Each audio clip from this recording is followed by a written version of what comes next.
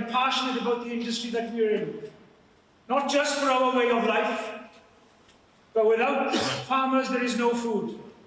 There can be no Six Nations game in Cardiff next Saturday against France if there is no referee. There can be no food on the table if there is no farmers. In other news, the Duke of Sussex plans to appeal a High Court ruling after he lost his challenge against the government over his personal security. Prince Harry launched legal action in February 2020 after he was told he would no longer be given the same degree of taxpayer-funded protection when he's in the UK. His lawyers told the court he was treated less favourably and his children wouldn't feel at home if they couldn't be safe. The government had argued Prince Harry's protection should be dismissed because it's considered on a case-by-case basis. The Home Office has welcomed the ruling and said it's considering its next steps. MPs facing threats to their safety will get extra security as part of a new £31 million government package. It follows growing concerns over MPs being targeted by protesters in the recent months since the outbreak of the Israel-Hamas war. The Home Office said the package would be used to increase private sector security provisions, with all elected representatives to have a dedicated named police contact to liaise with on security matters. Policing Minister Chris Philp says democracy won't function without their safety. It's vital for democracy that elected representatives, members of parliament and others can discharge their duties without fear or intimidation. If MPs can't do their jobs and use their judgment without any sort of external intimidation, then democracy itself can't function. Labour MP for Greenwich and Woolwich, Matthew Pennycook, backs the government in taking action. I think every MP, particularly over recent years, has experienced threats. Some of my colleagues in far greater numbers than I certainly have, particularly female MPs. And I think intimidation, threats and hate crime have absolutely no place in our democracy. And we think the government are right to be taking action on this. No one, either for themselves or their families, should face threats simply because of the role they play in the democratic process. And the High Court in Belfast has ruled the UK government's controversial Legacy Act breaches human rights laws. The case was brought by the relatives of Troubles victims. The Act includes a conditional amnesty for people suspected of committing offences. In delivering his ruling, the judge said there's no evidence immunity will in any way contribute to reconciliation in the country. Northern Ireland Secretary Chris Heaton-Harris says the government still intends to implement the Act. This is a complex case and is likely to head to further court cases, further action in higher courts. But I do want to consider this judgment carefully, and I want to look at all the 200 pages and take the legal advice that he would expect me to take in such circumstances. And for the latest stories, sign up to GB News Alerts by scanning the QR code on your screen or go to gbnews.com/alerts. Now it's back to Martin.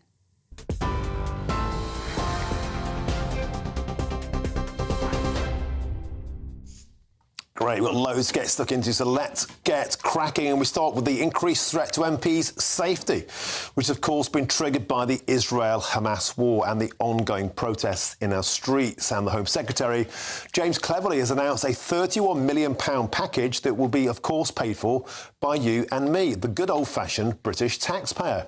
And this comes after Conservative MP Tobias Ellwood's home, if you recall, was targeted earlier this month by those pro-Palestine protesters outside his house while his wife and children were present. And the family homes of both Rishi Sunak and Sir Keir Starmer have been set upon by environmental protesters recently. And earlier today, Labour MP Stella Creasy spoke to my colleague Gloria De Piero about the scale of the problem. An article that you wrote last week in The Guardian saying that public life is drowning in hate and violence. What does that mean on a day-to-day level? It means it's really sad because it means you can't have a proper conversation. And actually, all of us as MPs want to be able to talk to our constituents. We want to hear people who disagree with us. I like hearing people who disagree with me because it makes me think about whether they might have a point or whether actually I'm doing the right thing. You can't do that if people are screaming and shouting at you or sending you death threats or rape threats. And sadly, that is happening a lot more frequently now. People start angry and then they have the questions. We need to turn it around. Is this £31 million of comfort to you, the announcement that the government will up the security by spending an extra 30 million? I don't want to live in a bubble. I want to be able to go out in my constituency and chat to people. I'd love them to spend money finding the people doing this, because it's not democracy if 50% of the conversation is living in fear of its life. It's the people doing this we need to challenge.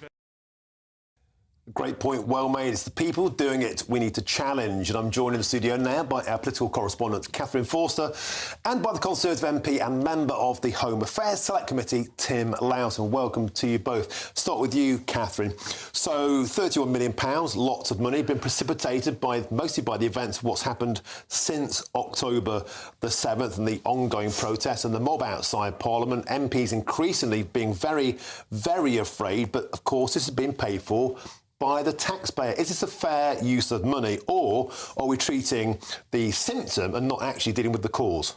Well, you need to deal with both, don't you? And in the lobby briefing straight after Prime Minister's questions with journalists, the Prime Minister's spokesman was making that very clear.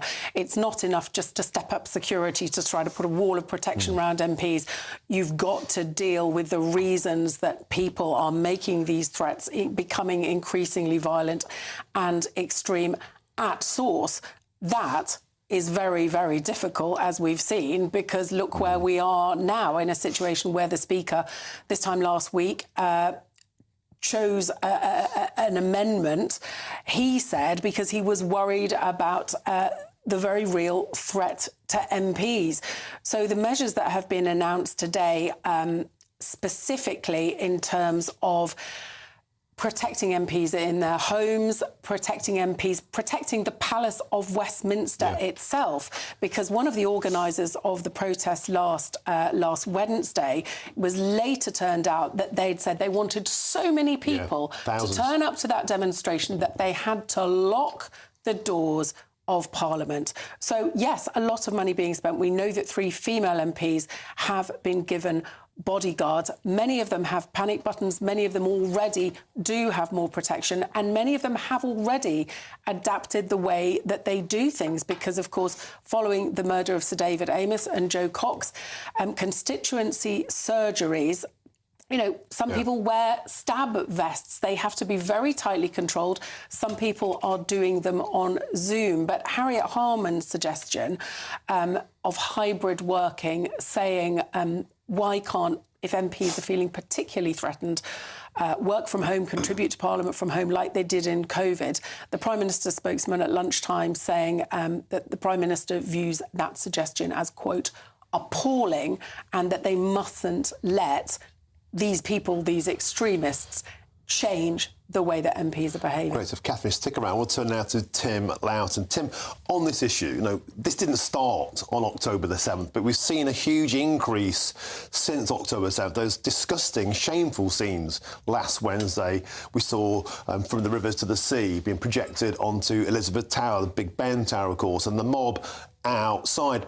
It's part of the problem here is we're refusing to address the elephant in the room. And in fact, albeit in a clumsy manner, when people like Lee Anderson do confront the potential root cause of this, everyone clams up, everyone leaps in and says, stop being Islamophobic. And meanwhile, this goes on, it's becoming now expensive and dangerous.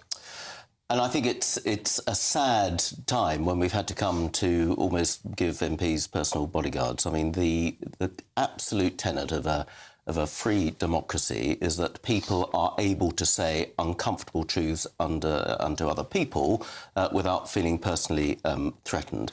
The nature of Parliament must not change. We must be able to go and debate face to face on really difficult, sensitive issues. We must allow people to be able to protest and express their views. But that is not the same as intimidation, as bawling into the faces of lawmakers and MPs and others, threatening them with violence. And as we've heard from other colleagues who have death threats, who've had their offices firebombed, and in extreme cases, obviously, we've had 2 deaths of colleagues in the time that I've been in Parliament as well. So there has to be a line, but it's got to be a sensitive line between maintaining free speech, which is why we are all here, but making sure it's done in an orderly way. And there are people who've stepped beyond that line, which has now made this necessary. Catherine. And Tim, are you worried too that people looking on at Westminster, people who might be considering standing as a parliamentary candidate, who might think, I've got something to offer, I've got experience in a different sector or whatever, I'd like a change, I'd like to do this, may actually look at what you guys are facing, the threats, the fear, the panic buttons, the bulletproof vests, the security guards, and think, I'm not going to do this. And we're going to lose really, really good people because of this. And we are already losing really good people. I mean, there's a lot of my colleagues who are standing down from Parliament for various reasons. But an element of that is, do I really want all the grief and stress that goes with this job? And all the impact it has on my family, the special arrangements you have to make for your family. So there are people who are well below retirement age. I've been around for 27 years, but there are many really talented people in Parliament who've decided, enough is enough, I've done my bit and I'm moving on, let alone all the people we desperately need to get into Parliament, who are really smart, talented people reflecting our nation as a whole, who we need inside the chamber, making laws for the population as a whole, are going to think, why on earth would I want to go and do that? I much prefer to stay in business or have a successful career in academia or whatever it may be. But we need those sorts of talents in Parliament as well, and they're going to think twice now. It's really sad. Tim, I'd like to ask you about David Neal, of course, who's the Chief Inspector of Immigration, sacked for simply doing his job. We reported yesterday. You sit on the Home Affairs Select Committee. He was questioned yesterday. Bit of context. He claimed 25% of those coming in on care visas from abroad were abusing the system. He also claimed people were coming in via private jets and getting straight through immigration checks. For that, he was sacked. But the bigger point to me, Tim, is this revelation. He claimed 14 reports he put to the Home Office went unpublished. Why on earth are we not hearing the truth? Are the Home Office trying to hush this down? And what's in those reports? Will we ever get a chance to see them? Well, in fact, it's 15 reports. So David Neal is actually a good guy. Yeah. And he's really experienced. He was brought in as the Chief Inspectors of Borders and Immigration, which is a really big issue at the moment. Everything from boats coming across the Channel to Miranda scheme and everything else. And I think he's done, and the committee thinks he's done a really good job. We've had him in front of our committee many times. He's been really frustrated that he puts in loads of time to produce these reports, which are really important reports, but he can't publish them without the permission of the Home Office, for whom effectively is his boss. Who don't want these inconvenient truths to come out. They will eventually be published, but they are supposed to be published conventionally within 8 weeks. And there are now 15 of them. Some of them have been over a year. There is no excuse for that. And some of them, when they do get published, are then heavily redacted. The point of having an Inspector of Borders is to have an outside, independent scrutineer of what the Home Office is getting wrong and what it's getting right, so the Home Office can improve the way it's keeping our borders safe. So for him not to be able to publish has been deeply frustrating for him and for us, and it's not good for the job the Home Office is doing as well. So they've got to be published now. Could I ask you, as a favour to the country, and certainly to GB News viewers, to try and get those reports and get them out there? Let's get them on TV and talk about it. I've spoken to the Speaker's office today, and we had a meeting in the Home Affairs Select Committee this morning to ask an urgent question tomorrow of the Home Office ministers, that one, what's going to happen to his role? Because there's now going to be this gap. It's going to take 6-9 months to replace him. In the meantime, nobody can do the work of the Chief Inspector. He doesn't have a deputy. And will these reports now be published as a matter of urgency? Because there are important security matters that we all need to see, and we need to know what the Home Office is doing about them. Hear, hear. I mean, I just sort of think you couldn't really make it up, could you? And in 2016, the Brexit vote, take back control. Astonishing. Borders, people expected this government to get net migration, legal net migration down under the points-based system. It's 750,000, triple what it was when Boris Johnson came in. And illegal migration, sure, it's down a third, but you're a million miles from stopping the boats, aren't you? How do you really think voters are going to have faith in the Conservatives controlling borders with things like this coming out? Well, and there's two issues. There's legal migration and there's illegal migration. So we've got a whole issue about, are there too many people coming here legally at the invitation of the government? There's a whole separate issue. But we have got the numbers coming across the Channel down.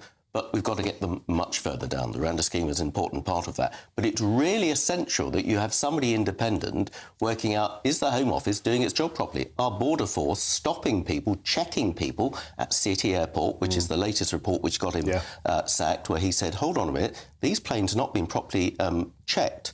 So he said that, and he's so concerned about it, he made clear to us yesterday that he's gone public on it because he thinks this is a security issue. The Home Office must address this. We're going to haul a Home Office minister in front of us to say, was what he said true? And if so, what are you doing about it? And we're going to go to City Airport and find out for ourselves exactly what is going on. It shouldn't take us, and it shouldn't take the inspector having effectively to put his head on the block and now be sacked to force the Home Office to act. The Home Office, I think, has been, regardless of what ministers may think, has been dysfunctional for far too long. And I pay tribute, as we all did, to David Neil for sacrificing his job because of the greater issues of making sure our borders are safe and our people are safe from people who do us ill coming in through them. Indeed, Tim. And, you know, it asks the big question, who's running the country in terms of our immigration policy, and why are the Home Office seemingly suppressing the truth? And we're going to hold you to that. Let's get those reports out and let's get them on the telly. I can't let you go without probing you about that man, Lee Anderson. A member of the Home Affairs Select Committee. There you go. The rhetoric ramped up last night, broke on this show, that Lee Anderson met with Reform Party UK leader Richard Tice. The big question is, will he go, or is there, should there, can there be a route back into the Conservative Party for Lee Anderson? Well, I've been a colleague of Lee's on the Home Affairs Select Committee for quite a while now, and I like Lee. And whatever you think about Lee's views, and I don't share some of his views, he has a way of communicating with many constituents that cuts through. In actually much the same way as I wasn't a fan of his, Boris is able to communicate people from a completely different background, including my constituency, and there's something in that. Lee sometimes goes over the top and says things which some people may believe in, he may believe in, but actually it's not very helpful to his colleagues to say it. I think there's always a way for Lee to come back, but he has to acknowledge that politics has to be a balance between saying inconvenient truth and doing what is also practical as well. And so he has caused offence to some people, for which I think he should have acknowledged that. And if he does that, then I hope there is a way back, because I think he has talents as well. But, you know, the Prime Minister has said what he said was unacceptable. I agree with that in the way that he did it. So let's work practically, come together to see how we can address some of these problems that we have in our society that Lee has highlighted. If Lee sticks by his guns and he won't apologise for what he said, can he come back on those terms? No. I mean, the Prime Minister made it very, very clear. What he said was unacceptable in the way he did it. He refused to apologise and acknowledge some of the hurt that those remarks had done, whatever people think about it. Unless he acknowledges that and says, OK, I went too far in this case, but there is a problem and I think we need to address it. I don't disagree with that. Then he can't just come back after a few weeks when it's all blown over. I hope we can find an accommodation, but we are a party of many different views within that party, and he needs to remember he's part of a larger party. He can't be a one-man show. Interesting celebrity though he is on your news channel and others. He's it's not about the telly. He's popular with voters. He's popular with voters, but he's first and foremost the MP for his constituency in Nottingham, and he was elected because he was a member of the Conservative Party and put forward as a Conservative candidate, the same that I was, and you therefore have to play by the rules, although you may not quite like all of those rules. That's how party politics works, and he just needs to acknowledge that, and then hopefully we can use his talents again. OK, thank you very much, Tim Loughton, excellent stuff, and Catherine Forster. Great start to the show. Seems we still have a standoff around Lee Anderson. Great stuff. Now we'll have lots more on MP safety and that £31 million bill throughout the show. And in the next hour, I'll talk to the member of the House of Lords who had a suspicious package sent to his home this morning. And there's plenty of coverage on our website, gbnews.com, and you've helped to make it the fastest growing national news website in the country. So thank you very much. Now, we've covered the farmers' protests across Europe extensively on this show, and now they've arrived onto these fair shores because thousands of Welsh farmers have been demonstrating in Cardiff today. They put on a superb choral display. More of that soon. I'm Martin Daubney on GB News, Britain's news channel.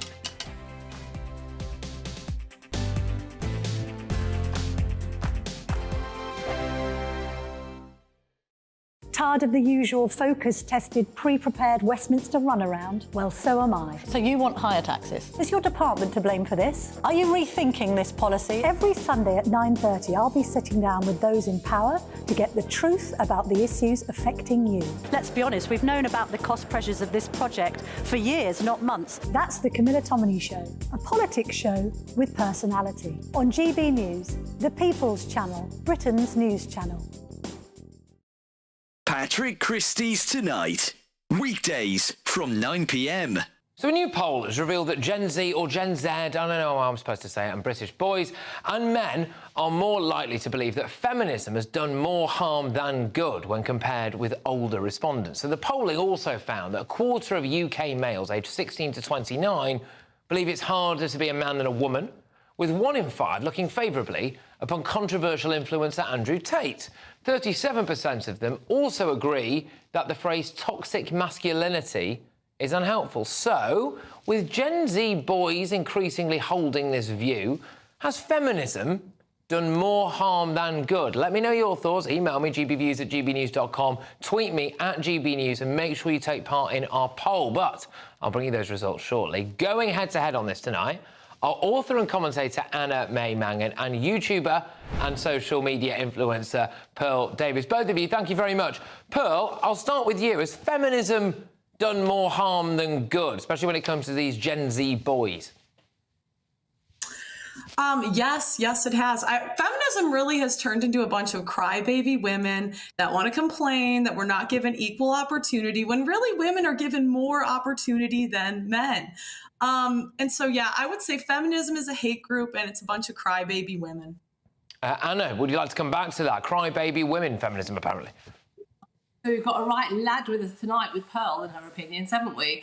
How could it possibly do harm? Pearl wouldn't do. I hope you vote. I assume you do. I hope you're not chained to the kitchen sink at home. I'm not sure if you've got a job, so I don't know very much about you, but you're probably, if there's a bloke doing the same thing as you, you're probably earning less than him. So of course feminism is something that it got us the vote in the first place, and it's still doing a power of good. It's just whingy men, and actually I changed that. They're lads, they're not men. 2024, a battleground year. The year the nation decides. As the parties gear up their campaigns for the next general election. Who will be left standing when the British people make one of the biggest decisions of their lives? Who will rise? And who will fall? Let's find out together. For every moment, the highs, the lows, the twists and turns. We'll be with you for every step of this journey. In 2024, GB News is Britain's election channel. In 2024, GB News is Britain's election channel. So join me, Tom Harwood, for the Rochdale by-election results. From midnight through to 6 a.m, we'll discover the twists and turns of the most unpredictable by-election in a long time. You should be celebrating. I mean, I slept during it, you know. And from 6 a.m. Friday, join Michael Portillo on GB News Breakfast for his take on the results. GB News, Britain's election channel.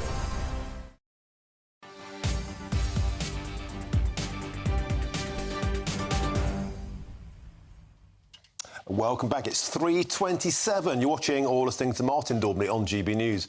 Now, later this hour, I've got news of another debanking scandal, and this time more than 140,000 small and medium-sized businesses have had their bank accounts closed in the last year, following on, of course, from what happened to Nigel Farage. Now, I've all seen the farmers' protests that have swept across the continent in recent months. Well, now the Welsh farmers have well and truly got in on the act.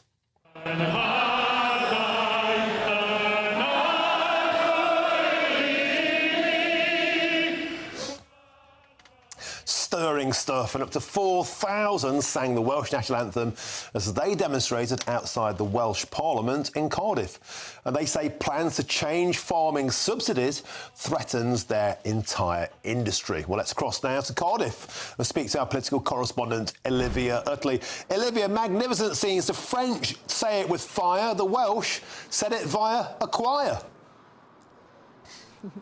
Well, absolutely. The whole occasion was very Welsh indeed. As you can probably see, I'm very wet from standing in the rain for a few hours. But the protest today was about a very serious issue. And as you say, Martin, there were lots of echoes to what's been happening across Europe, in France and in Spain over the last few months. What Welsh farmers were protesting against today was the Labour Welsh government's plan to introduce this new farming subsidy scheme whereby Welsh farmers would have to give over 10% of their land for environmental causes, specifically for growing trees. That's land that would have to be removed from food production in order to grow trees instead. Now, the Welsh farmers I've been speaking to today were making the point that food security has never been more important. In a globally unstable world, when you look at what's happening in Russia, you look at what's happening in Israel, being able to supply our own food is more important than ever. And yet they claim this scheme would mean that hundreds of farmers across Wales would go out of business. I saw one sign which very pithily put it as, "Mark Drakeford, my sheep don't grow on trees."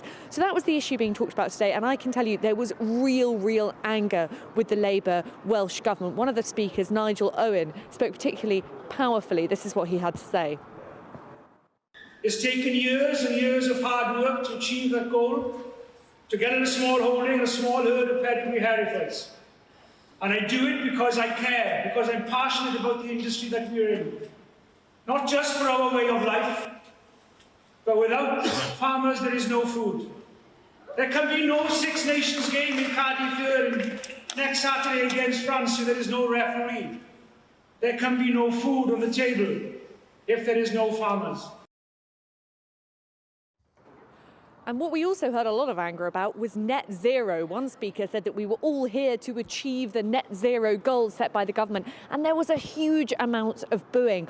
To me, what was really particularly interesting about this was it felt like a foreshadowing of perhaps the years ahead under a Labour government in the UK as a whole. There is fury about net zero when it starts to hit people's pockets. It is hitting farmers' pockets now, and the rest of us might just be next.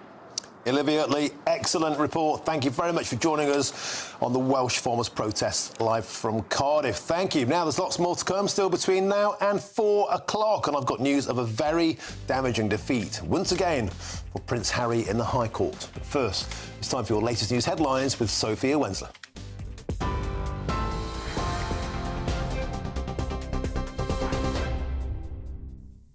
Thanks, Martin. It's 3:31. I'm Sophia Wensler in the GB newsroom. A serial rapist has been convicted of murdering Emma Caldwell, who disappeared almost 19 years ago in Glasgow. 51-year-old Ian Packer was found guilty of killing the 27-year-old sex worker. During the trial, the jury visited the site where her body was found in Limefield Woods in South Lanarkshire. Police Scotland has apologised to Emma Caldwell's family for being let down by policing in 2005. Farmers are warning the whole industry is at risk if the Welsh Government goes ahead with proposed changes to subsidies.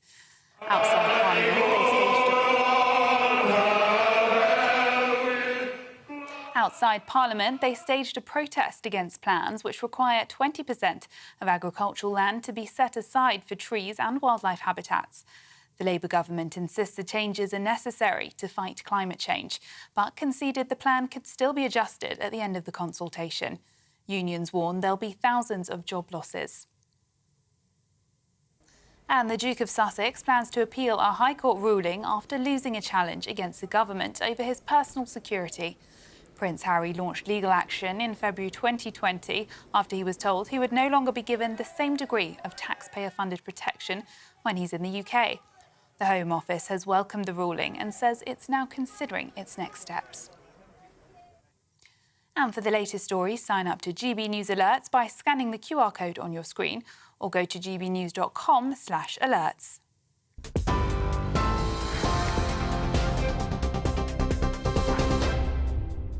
for stunning gold and silver coins you'll always value. Rosland Gold proudly sponsors the GB News Financial Report. And here's a quick snapshot of today's markets. The pound will buy you $1.2647 and €1.1680. The price of gold is £1,606.49 per ounce. And the FTSE 100's at 7,635 points.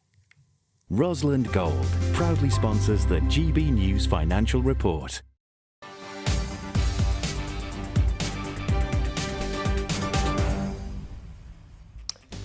Thank you, Sophia. Now, after Nigel Farage's bank account was closed by Coutts, we've got yet another debanking scandal on our hands. This time, more than 140,000 small and medium-sized businesses had their bank accounts closed in the last year. Absolute scandal. We'll have more on that after this. I'm Martin Daubney on GB News, Britain's news channel.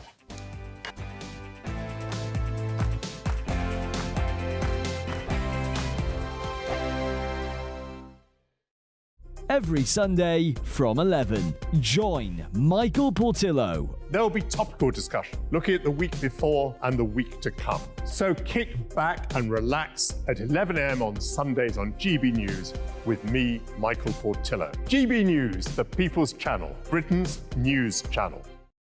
Your weekend starts here with Friday Night Live with me, Mark Dolan, 8 till 9 on GB News. Big stories, big guests and big laughs as we get you ready for a cracking weekend. That's Friday Night Live with Mark Dolan. Fridays 8 till 9 on GB News. Bring your own drinks. The admission's free.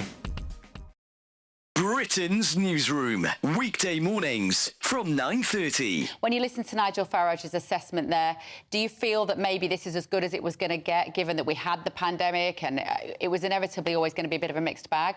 Well, I think it's a bit of a poor excuse from Nigel there that they haven't done it properly. The facts are, Nigel, that it's not worked. It's not going to work. Yes, we will rejoin. I mean, are we better off for it? Are they... Can I jump in there, Charlie? We're going to rejoin under which government? Because Labour aren't going to do that, unless you don't think... But I mean, it's going to be unavoidable not to join, because I think it's getting worse and worse for us. I mean, let me just say this. Are the NHS better because we're out of Europe? No, they're not, because they're not employing more staff. Is the building trade better off? No. Is travelling abroad or to the EU or staying in the EU, are we better off? No. Are we better off because foods rise because of the EU? No. Are we better off with imports and export? No, because they're taking longer. The overall result is that we're not better off. The killer point here is 57% of the public will now vote to remain. 33% would leave. Surely that's the telling point. It depends on the pollster, Charlie, because we were talking to a very good pollster earlier who said there's no enthusiasm for any change in a year. Maybe 10 years, they might be thinking about it. Belinda de Lucia, let's bring you in. I'm sure you want to react to what Charlie said. I mean, who would have thought that the UK wanting to run its own affairs and making our politicians more accountable would be so revolutionary? EU Parliament voted a majority to get rid of the vetoes, the last remaining scraps of democracy that the EU had. Now, luckily for EU citizens at the moment, you know, it means a treaty change to actually go forward. But that is the mood. The ever closer union. We have dodged a federalised, globalist, international, power-gobbling, anti-democratic organisation, and that's worth more than a few trade and travel perks for a few wealthy people in this country. Hear, hear. Belinda de Lucia, Charlie Mullins, great to see you both. I'm Andrew Doyle. Join me at 7 o'clock every Sunday night for Free Speech Nation, the show where I tackle the week's biggest stories in politics and current affairs with the help of my two comedian panellists and a variety of special guests. Free Speech Nation, Sunday nights from 7 on GB News, the People's Channel, Britain's news channel. 2024, a battleground year. The year the nation decides. As the parties gear up their campaigns for the next general election. Who will be left standing when the British people make one of the biggest decisions of their lives? Who will rise? And who will fall? Let's find out together. For every moment, the highs, the lows, the twists and turns. We'll be with you for every step of this journey. In 2024, GB News is Britain's election channel.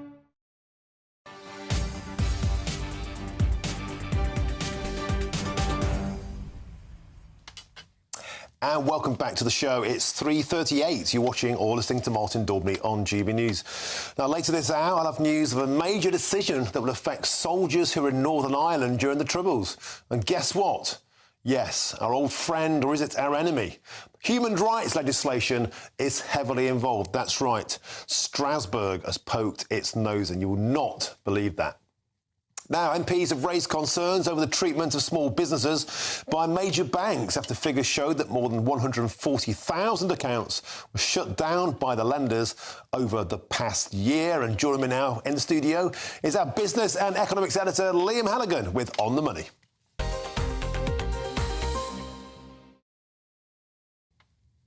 Liam, always an absolute pleasure to have you on the show. So first, they came for Nigel Farage. Now they're going for the everyday businessman and woman in the street. Absolute outrage. What's the details?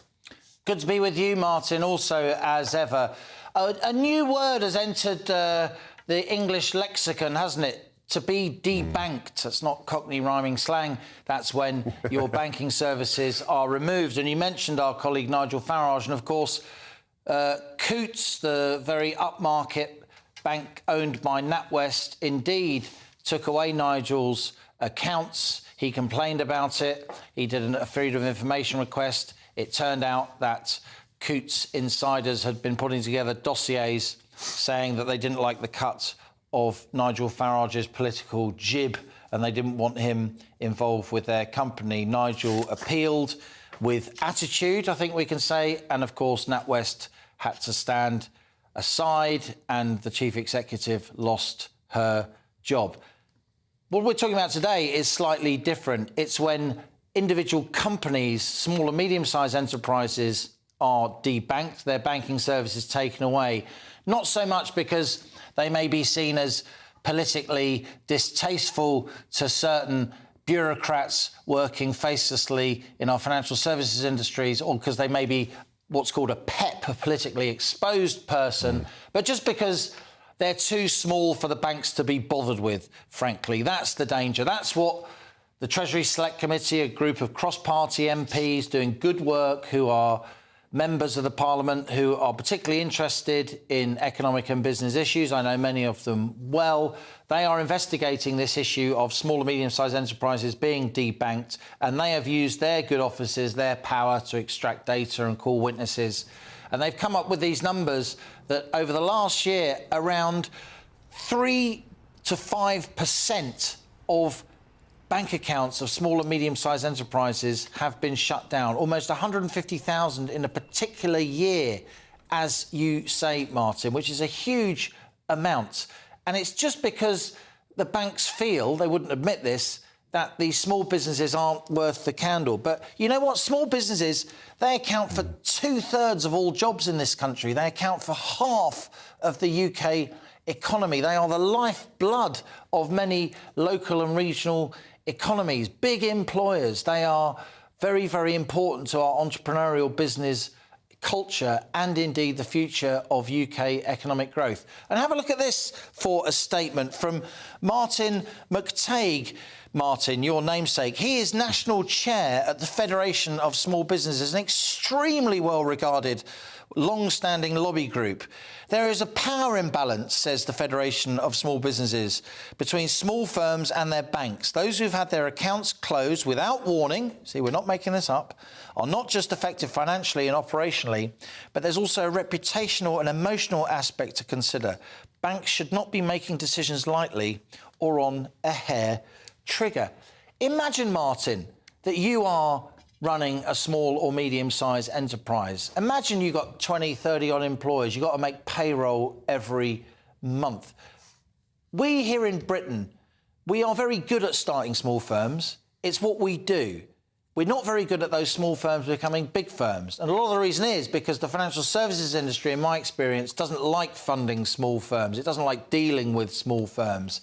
The rooty-tooty people in the city think that small firms are a little bit naff, in my experience. And of course, regional banking, that is largely dying away as our banks retrench and focus more on investment banking activities rather than, utility, providing the plumbing and the financial services industry. And we've got a situation now where a lot of our small companies are losing bank accounts very, very quickly against their wishes. So imagine, you've got people you need to pay, you've got suppliers who you need to pay, you've got people paying you who have got your banking details, many, many standing orders set up. Imagine that happening in your own personal life, the stress and the aggro, and then imagine that you've got 30 employees as well, and them being paid and your business is turning over will determine whether or not your family gets fed and you can keep a roof over their head. I personally think Martin McTague of the Federation of Small Businesses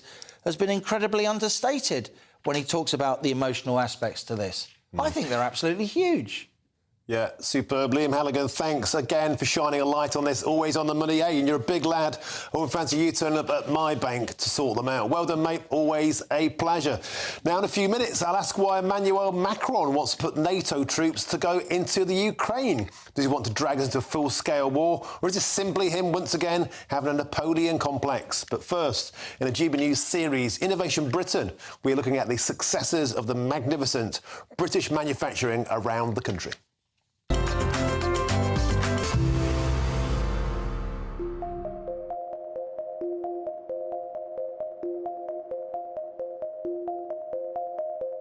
We've come to the oldest borough in England. It's Malmesbury. That's correct. King Athelstan's gaff. If we would have had the Thames, I think we would have been London, but unfortunately we're not. Unfortunately, we're not in London, no. We're in Malmesbury, and it might be one of the oldest places in the UK, but we've got actually a really brand new product here, Chris. Yeah. What have you guys designed? Absolutely. So Sweetenham and Bradley, so we are a subcontract sheet metal company, but we're actually looking into making our own products now. This is a manhole guardian, so it's an arrest device to fit inside the manhole cover when you're working on it. So it will literally clamp inside the chamber of the manhole, enable people to still access, but more importantly, not fall into the manhole, which does happen. We actually developed this because we work on defib cabinets, we manufacture defib cabinets, we manufacture bleed kits. So it was a natural step for us to look into the safety industry. The problem arose, we took a concept, so we took a very rudimentary concept, which was some mild steel, rusty old mild steel box section, and then we actually used RadQuote and all of our software to be able to develop. I think it's quite a sexy product, but maybe sexy to me is not sexy to others. But it's a great looking product. It's lightweight. It's safe. I mean, it will stop lots of accidents, and huge potential for the utilities industry, water boards, construction, anywhere there's a manhole. UK is, we should be making more as the UK. I'm a huge advocate for UK engineering. I think I explained to you earlier on, I've seen UK engineering go away offshore at times. I'm seeing it come back now. So it's important that companies like Sweetenham and Bradley, there's lots of them out there, can actually do their own thing as well.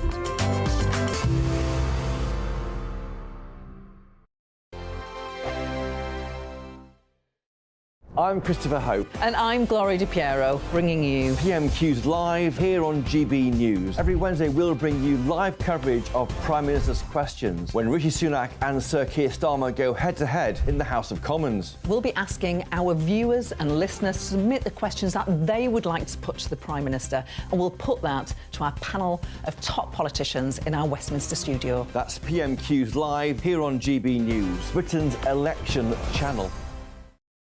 The Camilla Tominey Show, Sunday mornings from 9:30. Questions to be answered, and there seem to be a significant amount, does once again point its way to a public inquiry into exactly what happened in this case. Starmer's called for that. Would you call for that too? I certainly think that first of all, there's one thing that's happening now. The NHS have to order an independent inquiry. That's been done. So they've got to look at all the whys and wherefores of what happened with this man. If it appears that we're not getting sufficient depth and breadth to this, then I think having an inquiry with all the powers that brings would be extremely advantageous. What I don't want is some long-winded inquiry that will take years, by which time other people will have been put at risk and maybe other lives have lost. We know what the problems are here, Camilla. Law's been passed on this. This is all about making sure on the ground we implement the highest degree of monitoring in order to ensure the safety of the public. Has care in the community failed? I mean, it seems oxymoronic to say that it's care in the community in this case. We know that the number of psychiatric care beds has been slashed from 52,000 back in 2001 to 24,000 now. I've anecdotally, because I wrote my column about this in The Telegraph yesterday, received quite a lot of correspondence from people saying the situation with care in the community is dire. People aren't being adequately monitored. Was it a mistake to close down all of those mental institutions? I don't think we should go back to those days when we had those appalling institutions where we just lock people away and forget about them, and not just mental health people, but autistic people and disabled people. Horrific way to treat individuals, and you know I campaign on that a lot. I know. However, I think if we move into a more community-based approach, which can be really good for many, many people who are on the spectrum and on that scale of mental health, we have to remember there will be a small but significant number who will continue to pose a danger. Okay. And that's why monitoring is so important. I'm Michelle Dewberry, and I'm not here to tell you what to think. I'd much rather hear what you have to say. So, send in your opinions to gbviews@gbnews.com. Keep them clean, and you never know, I might read them out. With my panel here on Jubes & Co, we debate, we get stuck into the issues of the day on a show where all views are welcome, especially yours. GB News, the People's Channel, Britain's news channel.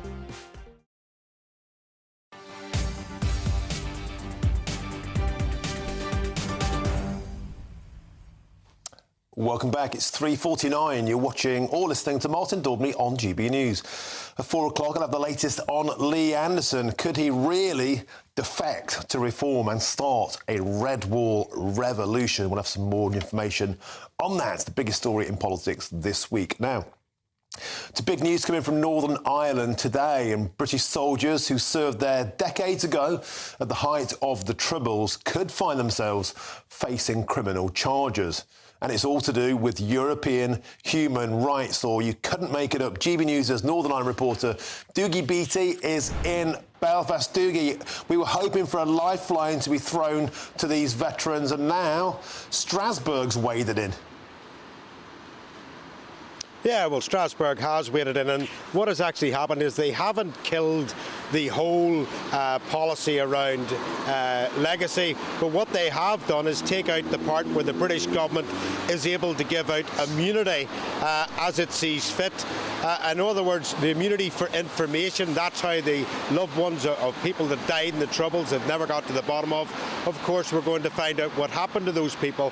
4 families took a case against this legislation that's coming in, and today, of course, it then came back that part, the carrot, if you like, to make people come forward and say exactly what happened in those incidents has gone, which means that those soldiers and security forces will still be brought back to court to face the courts here to face prosecution, possibly for things that happened maybe 55 years ago.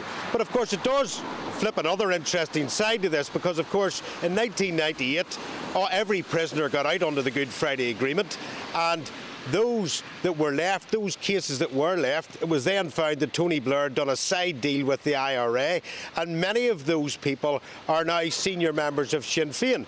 And some of them have letters of comfort, some of them have Queen's pardons of mercy, in order that they would not be brought up in front of the courts here when they were in government. So of course if the European legislation or the European courts have said, well, that cannot be possible for the British government to give out immunity as it likes, well, you can imagine where this is going when police officers' widows will be looking to find out what happened to their husbands.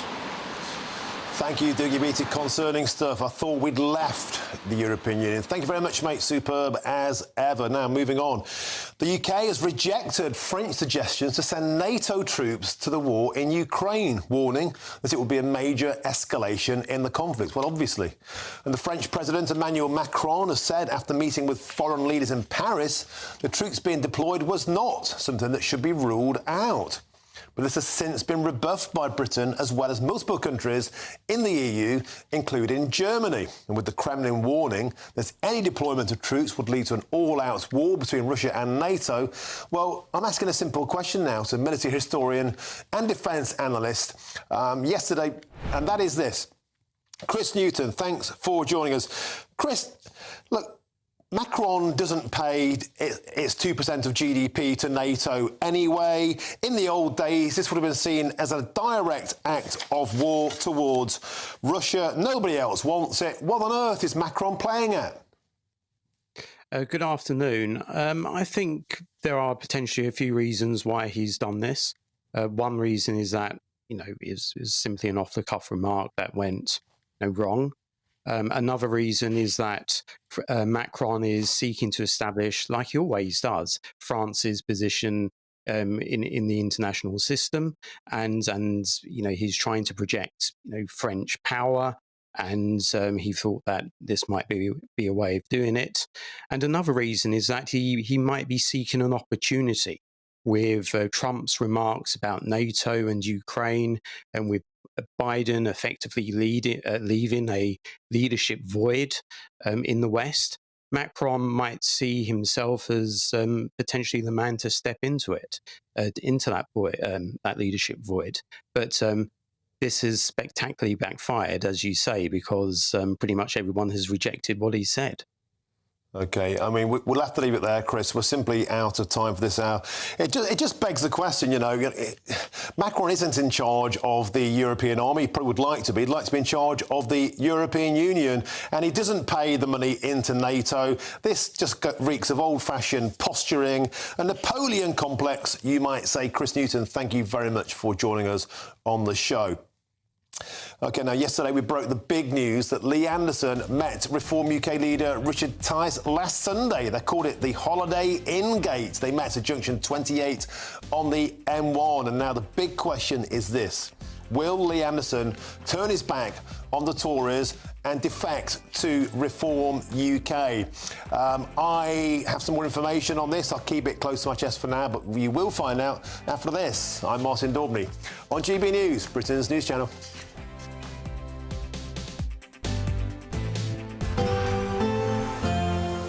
A brighter outlook with Box Solar, sponsors of weather on GB News. Hi there, it's Aidan McGibbon here from the Met Office with the GB News forecast. Cloudy for most of us today. Outbreaks of rain moving from west to east, but it will be milder compared with recent days. We've got a warm front moving in. That's bringing a slice of mild and moist Atlantic air, and it's bringing outbreaks of rain. The wettest weather through the rest of the day will be across Western Hills, especially Wales, northwest England, and then later for Western Scotland. It does push its way southeastwards, so a spell of rain through the evening for the southeast, and then clearer spells for Scotland and Northern Ireland by the end of the night, albeit with a strengthening wind and frequent showers moving in.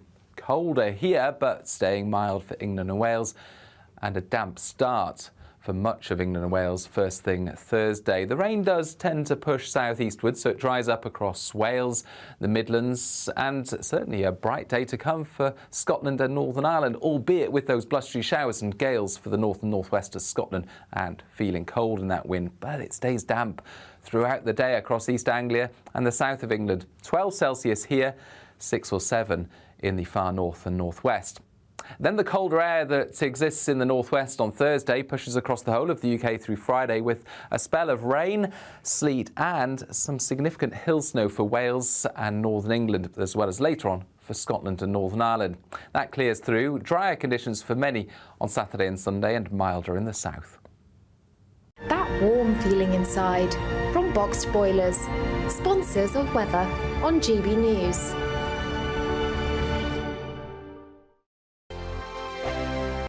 Wake up to the headlines with Headliners every morning at 5 a.m. We treat you to the day's biggest stories before anyone else, 7 days a week. You can catch up on everything you need to know before you've even had your kippers. Headliners every morning at 5 a.m. only on GB News, the People's Channel, Britain's news channel. Good afternoon, Britain. Weekdays from midday.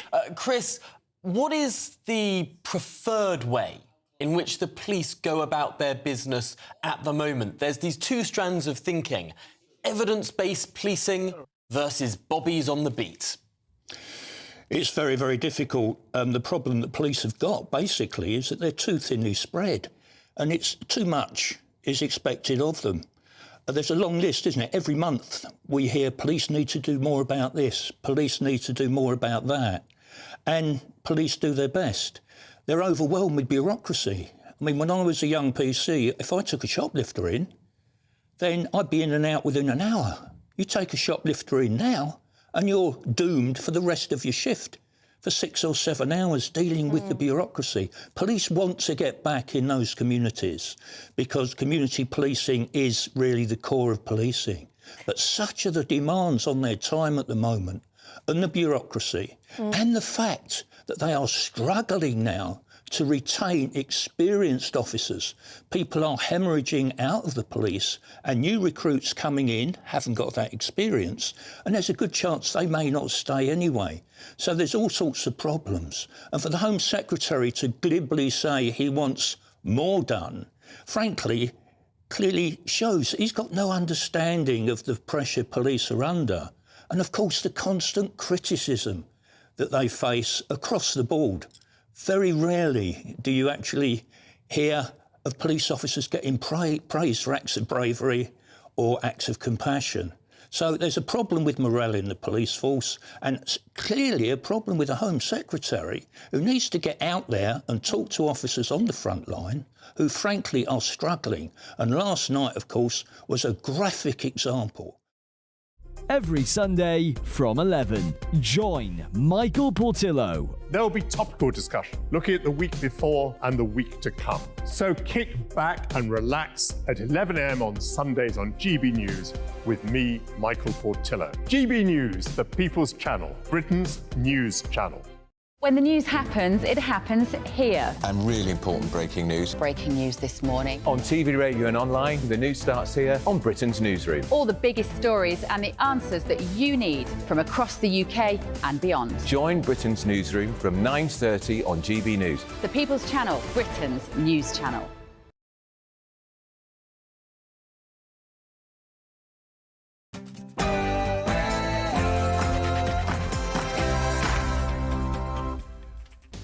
A very good afternoon to you. It's 4 p.m. and welcome to the Martin Daubney Show on GB News, broadcasting live from the heart of Westminster, all across the UK. Coming up, I'll get the very latest on the huge story that we broke on this show yesterday. And Lee Anderson met Richard Tice on Sunday amid lots and lots of scurrilous talk that the MP could defect to Reform UK and start a Red Wall revolution.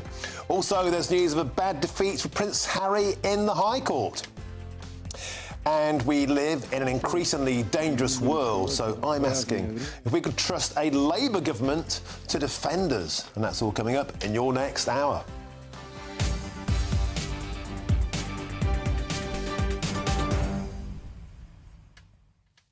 Welcome to the show. It's always an absolute pleasure to have your company. Also coming up shortly, I'll be speaking to one of the organisers, one of the groups behind the weekly pro-Palestine marches that are taking place in London. What would you like to ask him? I'd like to ask him, is it time to stop? Have you made your point? And with £25 million and rising of public money going on the policing of these events, should you pay the bill? We'll find out what he's got to say in a minute. Send me your questions sharpish and I can put them to him. gbviews@gbnews.com. And also, do you think that Lee Anderson should defect to Reform? Is it time for a revolution or is he best off being let back into the Conservative Party? But first, it's time for your latest news headlines with Polly Middlehurst.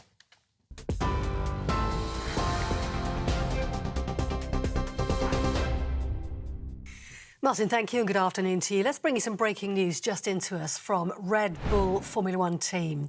We can tell you the principal, Christian Horner, will remain in his post as team principal after being cleared of inappropriate behaviour. An investigation was launched earlier this month after he was accused of action against a female colleague. The 50-year-old, who's arrived in Bahrain today ahead of this weekend's opening race of the Formula One season, denied the claim and will stay on as team principal of the British team. In a statement, Red Bull said it's confident that the investigation has been fair, rigorous and impartial. But the main news today is that a serial rapist convicted of murdering Emma Caldwell, who disappeared 19 years ago, has been sentenced to life in prison with a minimum term to serve of 36 years. 51-year-old Ian Packer was found guilty of killing the 27-year-old, as well as a series of rapes and assaults over 2 decades. During the trial, the jury visited the site where her body was found in South Lanarkshire. Police Scotland has apologised for failings in the investigation, saying Emma Caldwell, her family and other victims were let down by policing in 2005. Now, farmers are warning the whole industry is at risk if the Welsh Government goes ahead with proposed changes to subsidies.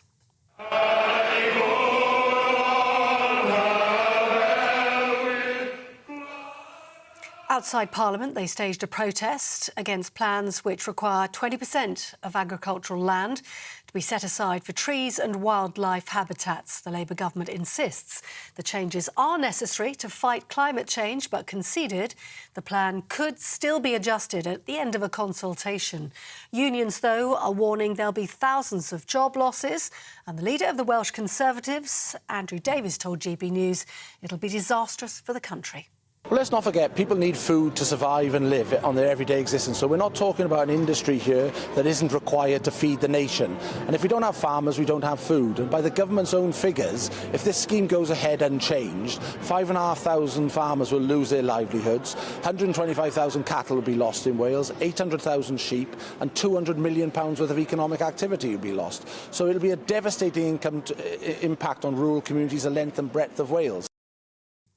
Meanwhile, former rugby referee and farmer Nigel Owen says the privilege of being at the protest is greater when he was a referee.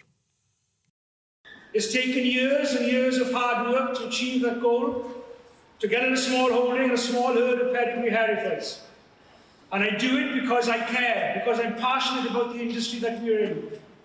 Not just for our way of life, but without farmers there is no food. There can be no Six Nations game in Cardiff here next Saturday against France if there is no referee. There can be no food on the table if there is no farmers. Well, also in the news today, the Duke of Sussex plans to appeal a High Court ruling after losing a challenge against the government over his personal security. Prince Harry launched legal action in February 2020 when he was told he would no longer be given the same degree of taxpayer-funded protection while in the UK. His lawyers told the court his children wouldn't feel at home if they couldn't be kept safe. The government had argued Prince Harry's protection should be dismissed because it's considered on a case-by-case basis.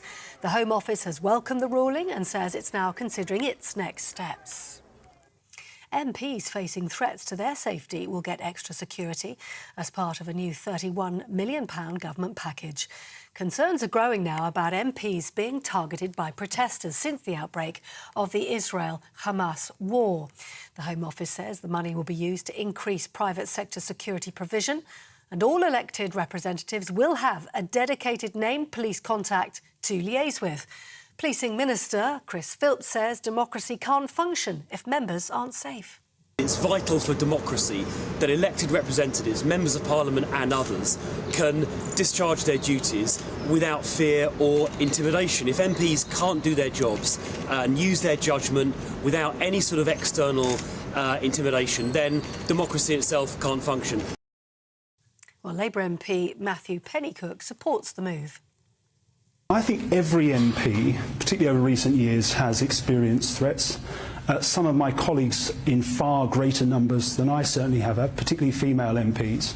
And I think intimidation, threats and hate crime have absolutely no place in our democracy. And we think the government are right to be taking action on this. No one, either for themselves or their families, should face threats simply because of the role they play in the democratic process.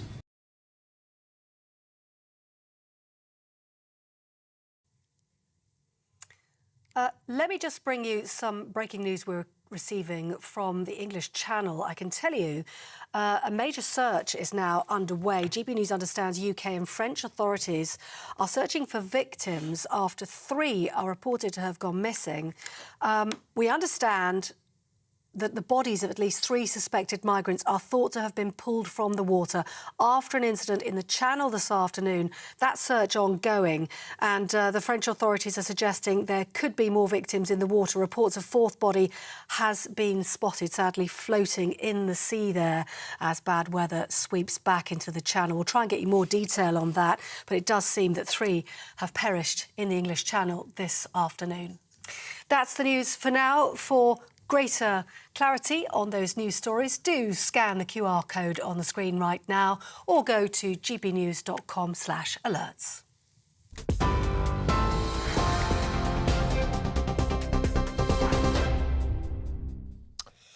Thank you, Polly. And of course, we'll have lots more on that breaking news story very shortly about the search and rescue operation in the Channel.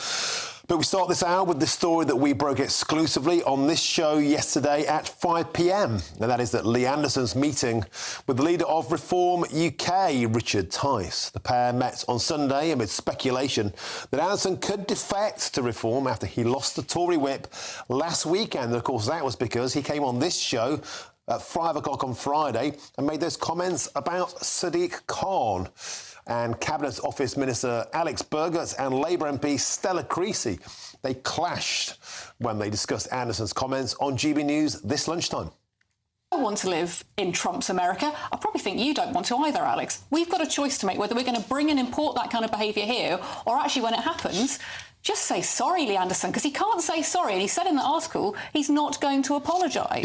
And it's interesting that you use the word nuance, having read Lee's piece, where he actually goes out of his way to make that nuance, saying, I'm not criticising 99.99% of the Muslim community. So you just read that, and you didn't refer to it, which is a bit disappointing. He says, I'm not criticising 99.99% of Muslim people in this country. What I am saying is that there are a very small minority of extremists who we have to call out. And I think that's absolutely right. One of my friends and colleagues was killed by an Islamic extremist. I've had one of my colleagues had their office burnt down by extremists, and we've had protests outside of a colleague's house. These are very sensitive subjects, and it's quite right that MPs feel that they can stand up to that tiny minority of extremists. Alex, Joe was my friend, so was David. I know that well. I've lost I'm making people. the point. David Amos was my friend from too. my side. But this is not about Islam. And what he did in that article and what he says in the Daily Express, he says, I'm not going to apologise. He makes a differentiation between Alex, if the we vast don't listen majority... to each other, how have we got a hope in hell I hope you'll listen to what Lee said in that piece, piece, because you didn't refer to it. The article. Yeah, and you didn't refer to it in your remarks, did you? I did read the article. You didn't refer to it just now when you were summarising it. Why not? I'm trying to respond to your question. Okay. I've read the fact that he says he's not going to apologise. Okay. Are you saying that language is okay? That when he tried to say that Sadiq Khan, because of his religious background, was connected to all these people, that is an OK thing for a politician to say? I don't think you believe that, Alex. I just think we've got into a position in British politics now where people have to take sides. Let's come together and say, actually, we don't want Trump's America here. OK, well, it all kicked off earlier, and I'm now joined in the studio by our political correspondent, Catherine Forster. So, Catherine, it's become a huge Mexican standoff. Day after day now, Lee Anderson has adamantly claimed he will not apologise, and we had Tim Lawton in from the Home Affairs Select Committee earlier on in the show. He said the only way back is to apologise, echoing James Cleverly's position yesterday. It seems increasingly likely there's no way back for him into the Conservative Party now. Well, sorry really does seem to be the hardest word, doesn't it? And of course, Lee Anderson is digging in. And, you know, when he made those comments, he admitted he'd been clumsy. Number 10 wanted him to apologise. When he wouldn't, they took the whip off him. Now, clearly there's regret in Number 10 and the Conservative Party more broadly at losing him, because he speaks in a way that resonates with many people up and down the country. He says things in a way that Rishi Sunak can't. That's why they brought him in. He's really valuable to them. They don't want to lose him. But many people feel that he crossed the line with those comments. Now, he said, yes, I was clumsy. He's gone out of his way to stress 99.9% of Muslims are good, honest, decent people. This is about a small number of extremists. But the fact that he conflated a Muslim mayor of London with extremists, he would say he's talking about the protest, the fact that the mayor is ultimately in charge of policing, that he hasn't cracked down on them. But it's very difficult, and he seems like he's not going to budge. The Conservative Party, for their part, feel he can only come back if he expresses regret. I'm sure he wishes he'd phrased those comments differently on your show last week, but we are where we are. And my goodness, why would the Reform Party not want him? I imagine they would welcome him with open arms. Well, we know that they met on Sunday, Ticey and Lee. If I were a gambling man, I think Lee's going to go. I do. I think now they've both dug in. Both their positions are so recalcitrant. Neither can back. The Tories can't back down. They can't allow him back in on his terms. He's said he won't go back in on their terms. That could change behind the scenes. We know what things are like. But if he goes to Reform, it will give them undeniably a big boost, particularly in the Red Wall. The last general election, Catherine, as you know, was won and lost in the Red Wall. It could be a crucial move, and it could be very destabilising for the Conservative ground game in the Red Wall. Yes, I mean, it'd be dreadful for the Conservatives if he goes to Reform, because he won that seat in 2019. You know, the Brexit Party, as they were then, were nowhere to be seen. I stood against him. I was the Brexit Party candidate. He annihilated me. I know you did with your 5%. Yeah. I wasn't going to mention, but anyway. But yes, but, you know, he is a man of the area. He's very popular in that area, and more broadly, if he decides to go, I would think it's quite likely that Reform could win that seat. And also, what message does it send to disaffected Conservative voters who are fed up with the Tories, but who were natural Conservative voters? If a man like Lee Anderson goes to Reform, it's not a message that Number 10 will want to see. And of course, they're very worried about Reform eating into their votes. And ultimately, the effect that it's likely to have is to mean that the Tories lose more seats, not necessarily that Reform will win them.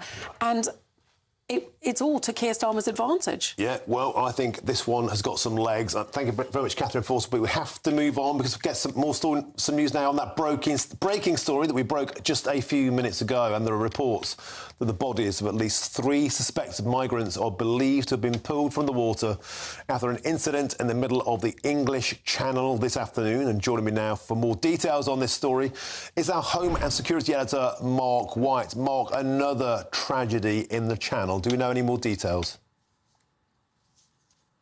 Yeah, more loss of life in the Channel from the initial information that we've got. We're awaiting the Home Office to put out a statement confirming this, but the information as we understand it is an incident that unfolded in French waters initially, involving, we think, a migrant boat with 3 people pulled from the water, 3 described to us as dead bodies pulled from the water. Also reports that another body may have been spotted floating face down in the water, but that body, as we understand it, has not yet been recovered. Now, as we speak, UK lifeboats, Border Force vessels, Coast Guard helicopter and a Coast Guard plane are up assisting French authorities. This time they're also looking at an area around the Varn lightship, which is about 9 miles or so southwest of Dover. And it's an area between the Varn lightship and the MCP Boy, which is further down towards St Margaret's Bay. That is, of course, in UK waters. Now, what we don't understand, because as yet we don't have all the full information to hand, whether this is related to that first incident involving the recovery of 3 bodies, or whether this is a separate incident. I've got to tell you that weather conditions in the English Channel as we speak are pretty horrendous. The weather, there was a slight weather window today, which people smugglers, as they always do, took advantage of that, and they pushed a number of small boats out into the English Channel from these French beaches. We can also report that at least 6 small boats have made it across today into UK waters, with, we think, at least 300 people on board these vessels. And that, if that is confirmed, Martin, would be the highest one-day total of small boat migrant arrivals in the month of February since this crisis began in 2018. In fact, the previous record was just surpassed last weekend when 290 migrants crossed in 5 small boats. So very busy out there.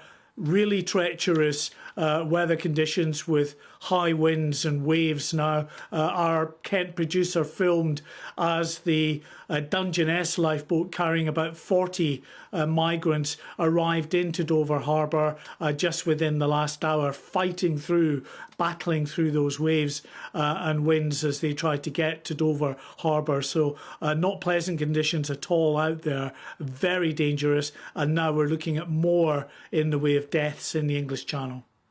Thank you for that update, Mark White, and that's 3 confirmed dead in the Channel. 12 perished last year, and the record in 2021, 27 people died making that crossing. And of course, we'll have lots more on this tragedy throughout the show. Now, yesterday we covered the shocking story that it's cost the Metropolitan Police £25 million to police the pro-Palestine protests in London since October. And now the Home Secretary, James Cleverly, has urged those protesters to stop demonstrating. He told The Times today. The question I ask myself is, what are these protests genuinely hoping to achieve? They have made their point, and they made it very, very loudly. And I'm not sure that these marchers every couple of weeks add value to the argument. They're not really saying anything new.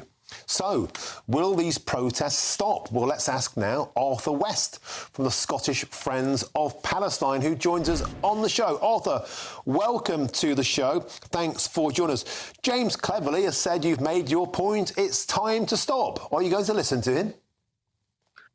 No, I'm afraid we have to keep the activity going because we are really looking for, all the British political parties to call for a clear ceasefire and a move towards, peace and justice for the Palestinian people. So I'm afraid we're in a situation where the various activities, demonstrations and gatherings in small towns will continue.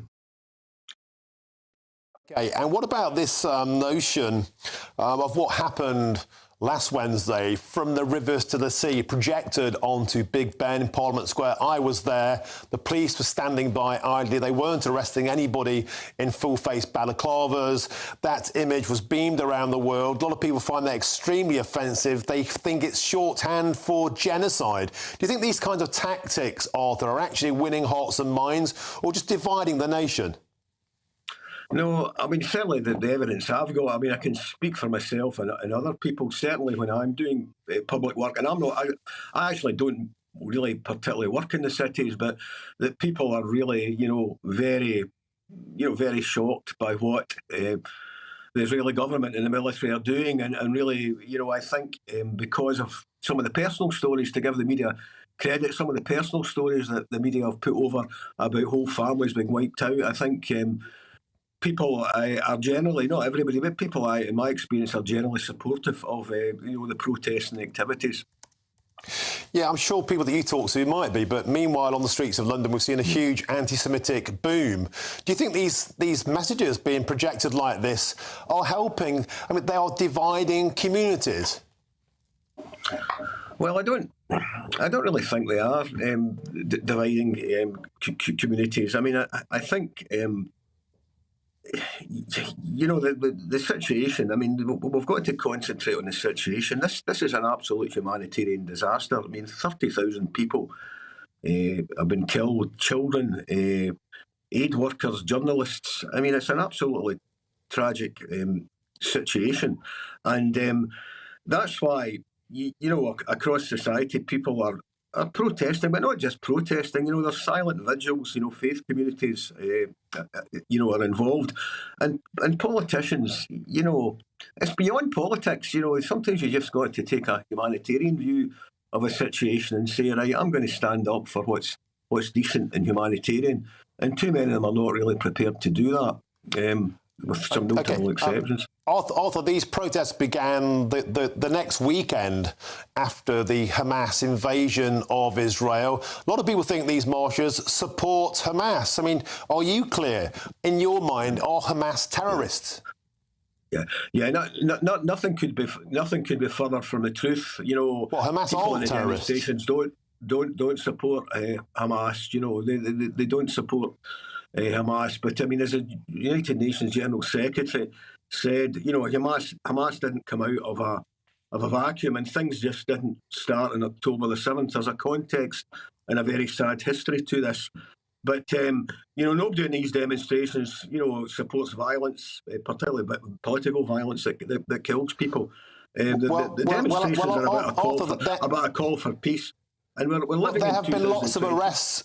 Arthur, there have been lots of arrests on these marches, and the police said in their statement yesterday, as well as a £25 million price, there have been hate crimes every single time these marches have gone out. Can you please condemn those hate crimes and call for peace?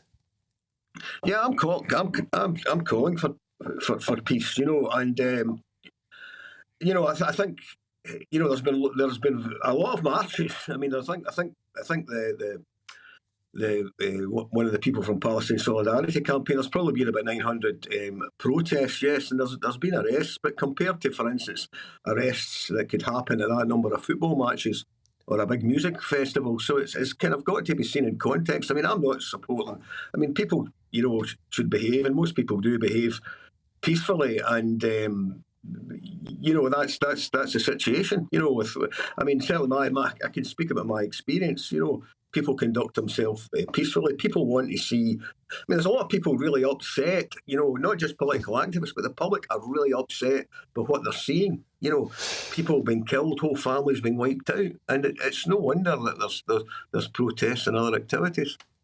OK, well, Arthur West from the Scottish Friends of Palestine, thank you for joining us on the show and giving us your candid opinions.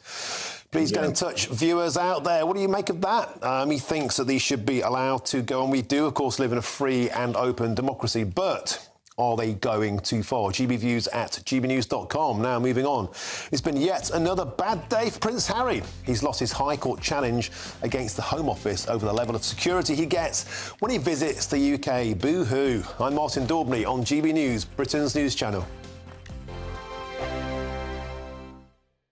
In the GB Newsroom, we bring you the news as it happens. With our team of dedicated journalists across the UK, we're ready to give you accurate reporting every day. When the news breaks, we'll be there with bulletins on GB News, the People's Channel, Britain's news channel. Lee Anderson's Real World. Fridays from 7 p.m. Dr. Jane Jones, who's the clinical lead for Care After Combat. Yep. Jane, thanks for coming. And just tell me a little bit about your organisation. What do you do? OK, well, thank you for having me here so we can talk about Care After Combat. So we are an organisation, a charity, who work into the prison system, working with military veterans who've somehow got involved with the justice system and... So there's quite a high population of ex-servicemen and women in our prisons. Why is that, do you think? So 2014, the government did a review of who was resident in UK prisons, and what they found were that military veterans are the highest occupational group, and this obviously raises some concerns. Yeah.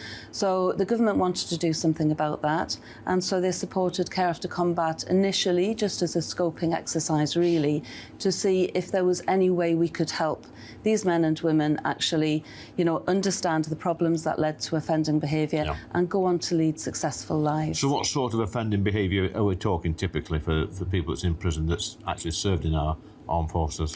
Primarily, it's violence. Yeah. So that is the highest offence that we work with. Okay. But of course, the military, as with everybody else, it's the full range of offending behaviour. OK, so we're in a pub, Jane, Dr. Jane, and I guess for some people, you know, the odd tip of alcohol is good, a bit of fun of a weekend, relax, let your hair down. But for some people, alcohol is not always their best friend, and I guess that plays a part in some of your veterans that end up inside.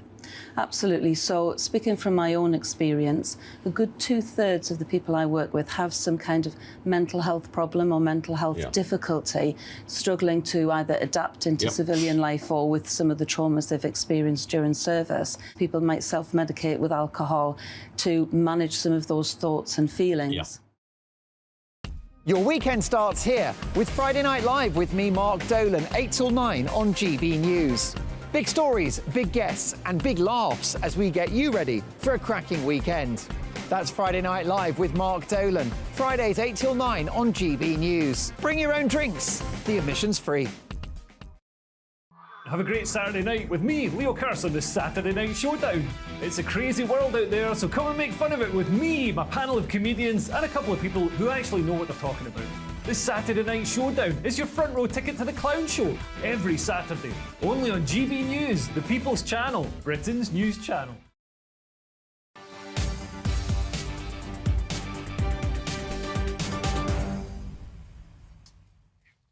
Welcome back. It's approaching 4:28. You're watching or listening to Martin Daubney on GB News. Now, a reminder of this hour's breaking news story, and there are reports that the bodies of at least 3 suspected migrants are believed to have been pulled from the water after an incident in the middle of the English Channel this afternoon. And now to news of a very damaging defeat for Prince Harry again.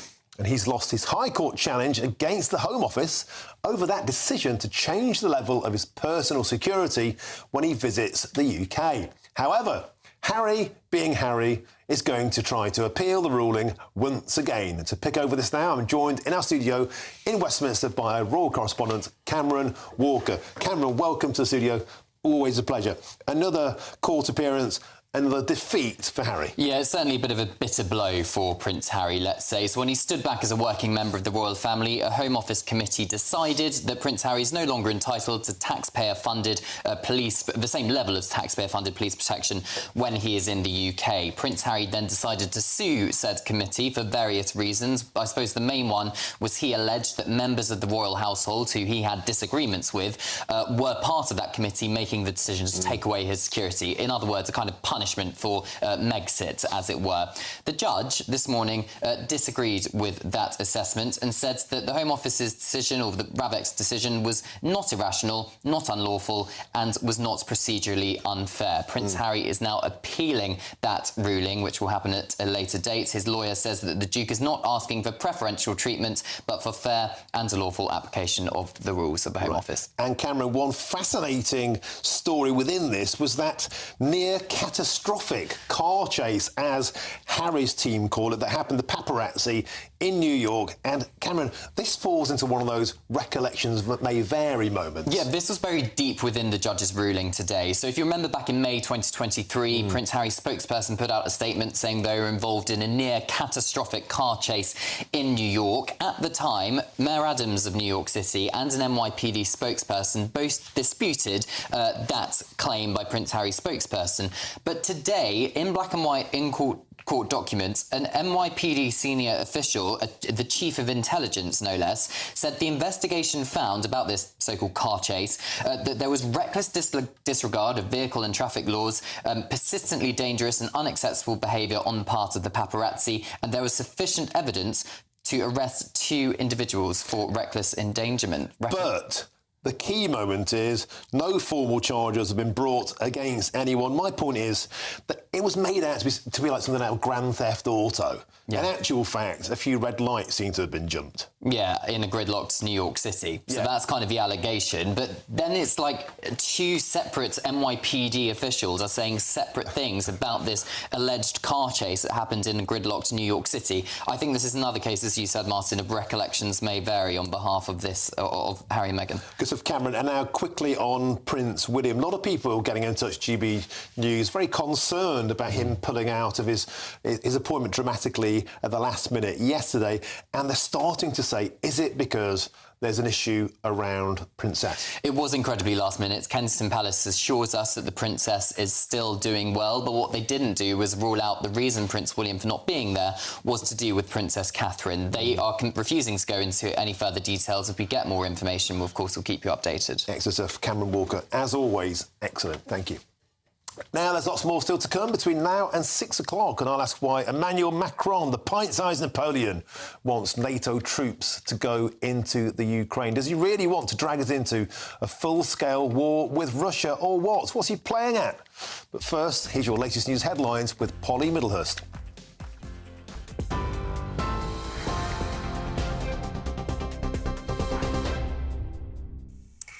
The The top stories this hour. GB News sources say the bodies of at least 3 suspected migrants have been pulled from the water in the English Channel after an incident there this afternoon. Now, a major search and rescue operation is underway, and GB News understands UK and French authorities are cooperating in this operation. It's feared there may be more victims following reports a 4th body has been spotted in the water. Also in the news, serial rapist Ian Packer has been jailed for life with a minimum term to serve of 36 years for murdering a sex worker in Glasgow. 27-year-old Emma Caldwell disappeared 19 years ago. Her body was later found in South Lanarkshire.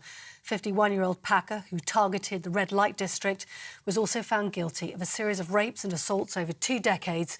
Police Scotland has apologised for its failings in the investigation, saying Emma's family and many other victims were let down in 2005. And Red Bull's Christian Horner will remain in post as team principal after being cleared of inappropriate behaviour. A female colleague made a complaint early this month, which triggered an investigation. He's always denied the claim. In a statement, Red Bull said it was confident the investigation into the allegation had been fair, rigorous and impartial, and added the complainant had the right to appeal. And farmers are warning the whole industry is at risk if the Welsh Government goes ahead with the proposed changes to subsidies. Outside Parliament, thousands of people staged a protest against plans which require 20% of agricultural land to be set aside for trees and wildlife habitats. The Labour government insists changes are necessary to fight climate change, but conceded the plan could still be adjusted at the end of a consultation. For the latest news stories, do sign up for GB News Alerts. Scan that QR code on your screen right now or go to gbnews.com/alerts.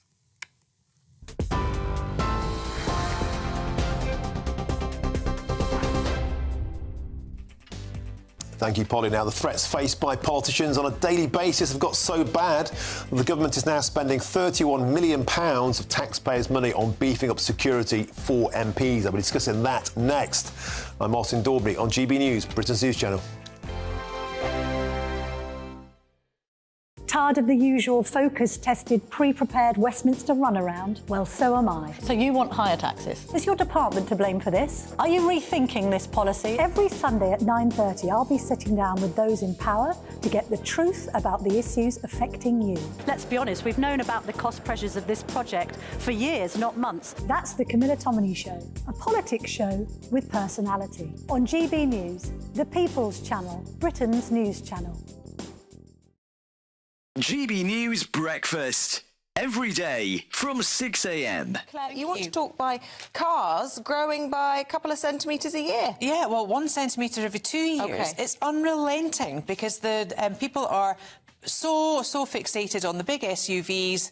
The sales have gone through the roof, and yet it's James Nix, the analyst for Transport and Environment campaign, said the author of the report on the trend said, spurred on by sales of the largest SUVs, vehicles are getting wider every year. Now, what does that mean for us? Well, it means that our roads weren't... comfortable ride, beautiful engines, smooth. I mean, it's luxury, it's gorgeous.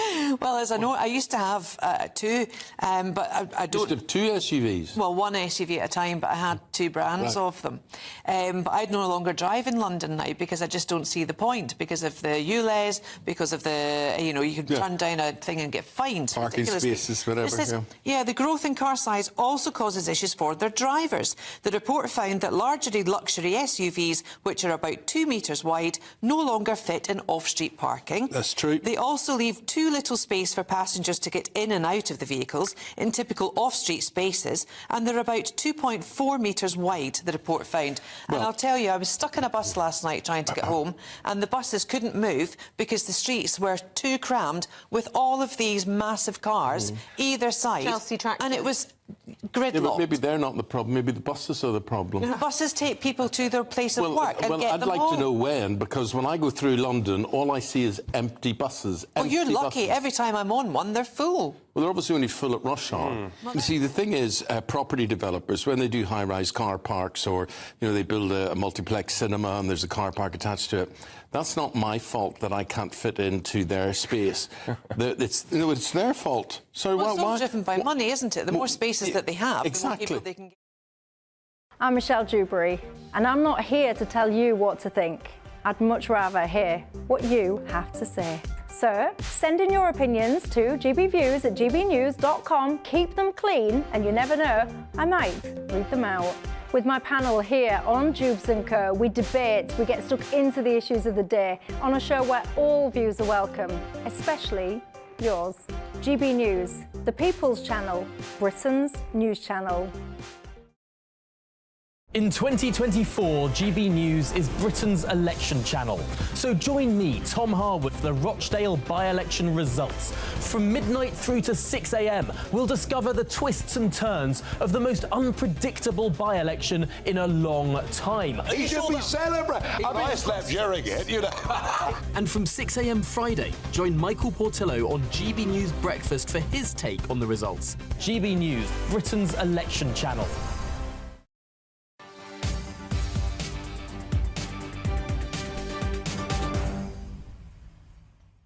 Welcome back, 4:38. You're watching or listening to Martin Daubney on GB News. Now, later in the show, I'll tell you why people who run fish and chip shops are pleading for support in next week's budget. They hope they won't get battered for now. More now on the increased threat to MPs' safety, which has, of course, been triggered by those Israel-Hamas war marchers' weekly events now in London. And the Home Secretary, James Cleverly, has announced a £31 million package that will, of course, be paid for by you and me, the good old-fashioned British taxpayer. And it comes after Conservative MP Tobias Ellwood's home was targeted earlier this month by the pro-Palestine protesters, and his wife and kids were inside at the time. And the family homes of both Rishi Sunak and Sir Keir Starmer have been set upon by environmental protesters recently. Well, I'm joined now in our Westminster studio by the Labour MP Peter Dowd and the Tory peer Lord Robert Hayward. Gentlemen, thank you very much for joining us. Let's start with you. £31 million, and I have to be blunt, you know, I've got hundreds of emails have come in onto the show today, Lord Hayward, and they're saying, why should taxpayers have to pay for a problem which seems to have been created singularly by the failure of the government and the police to crack down on the mob on the streets since October the 7th? I think that's not a fair judgment. In terms of security, there's been a problem for years. All politicians, not just MPs, but members of the House of Lords as well, have faced difficulties. There are questions in terms of policing, but police cannot be there all the time. You cannot have individual policemen protecting every single politician, but there needs to be some forms of security. And I was subjected, when I was an MP, to serious security problems because I was working against the Iraqis and against the IRA. But the problems now are much greater than they used to be, and therefore action does have to be taken. Peter, of course, this isn't just something that's been directed at Conservative MPs, Tobias Ellwood, and of course Mike Freer standing down after what happened to David Amos. Of course, Sir Keir Starmer has been chased off a train in Scotland. Annalise Dodds on Friday night at a Labour meeting. Angela Rayner, Rachel Reeves has been harassed by pro-Palestinian protesters while out doing their ground campaign. Is the problem that we're not dealing with that at source? £31 million is a lot of money to throw at something which the police just seem to stand off. I think this has been coming for a time. People talk about social media. People just able to go onto social media, say what they want, when they want, where they want, and about whom they want. And there are often no consequences. Well, that's OK. If there are not going to be any consequences, that then, though, feeds in to the whole environment of aggressiveness, abusiveness, that you can say in whatever you want, whenever you want. So that then has consequences. Because we are public figures, we then can be the focus of the attention. So many of my colleagues are the focus of the attention. And to be honest, it's not our fault that people, in a sense, are challenging us or being abusive to us.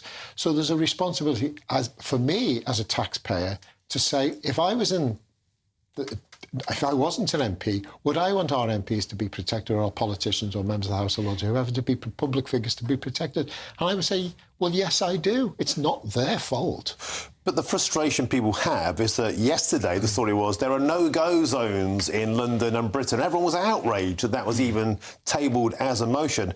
Now MPs are saying the streets are a no-go zone for them, and particularly Parliament. We saw last Wednesday the Palestinian Solidarity Campaign admitted they tried to get 1,000 people inside of Parliament, and that affected what was happening at that vote, that disgraceful scenes in Parliament last Wednesday. So is it a case of double standards? It's like, don't be ridiculous. There are no-go zones, but now MPs are too afraid to even go into Parliament. Well, I don't necessarily agree with the argument that there are no-go zones. That's in a sense not a different argument. I don't necessarily accept that.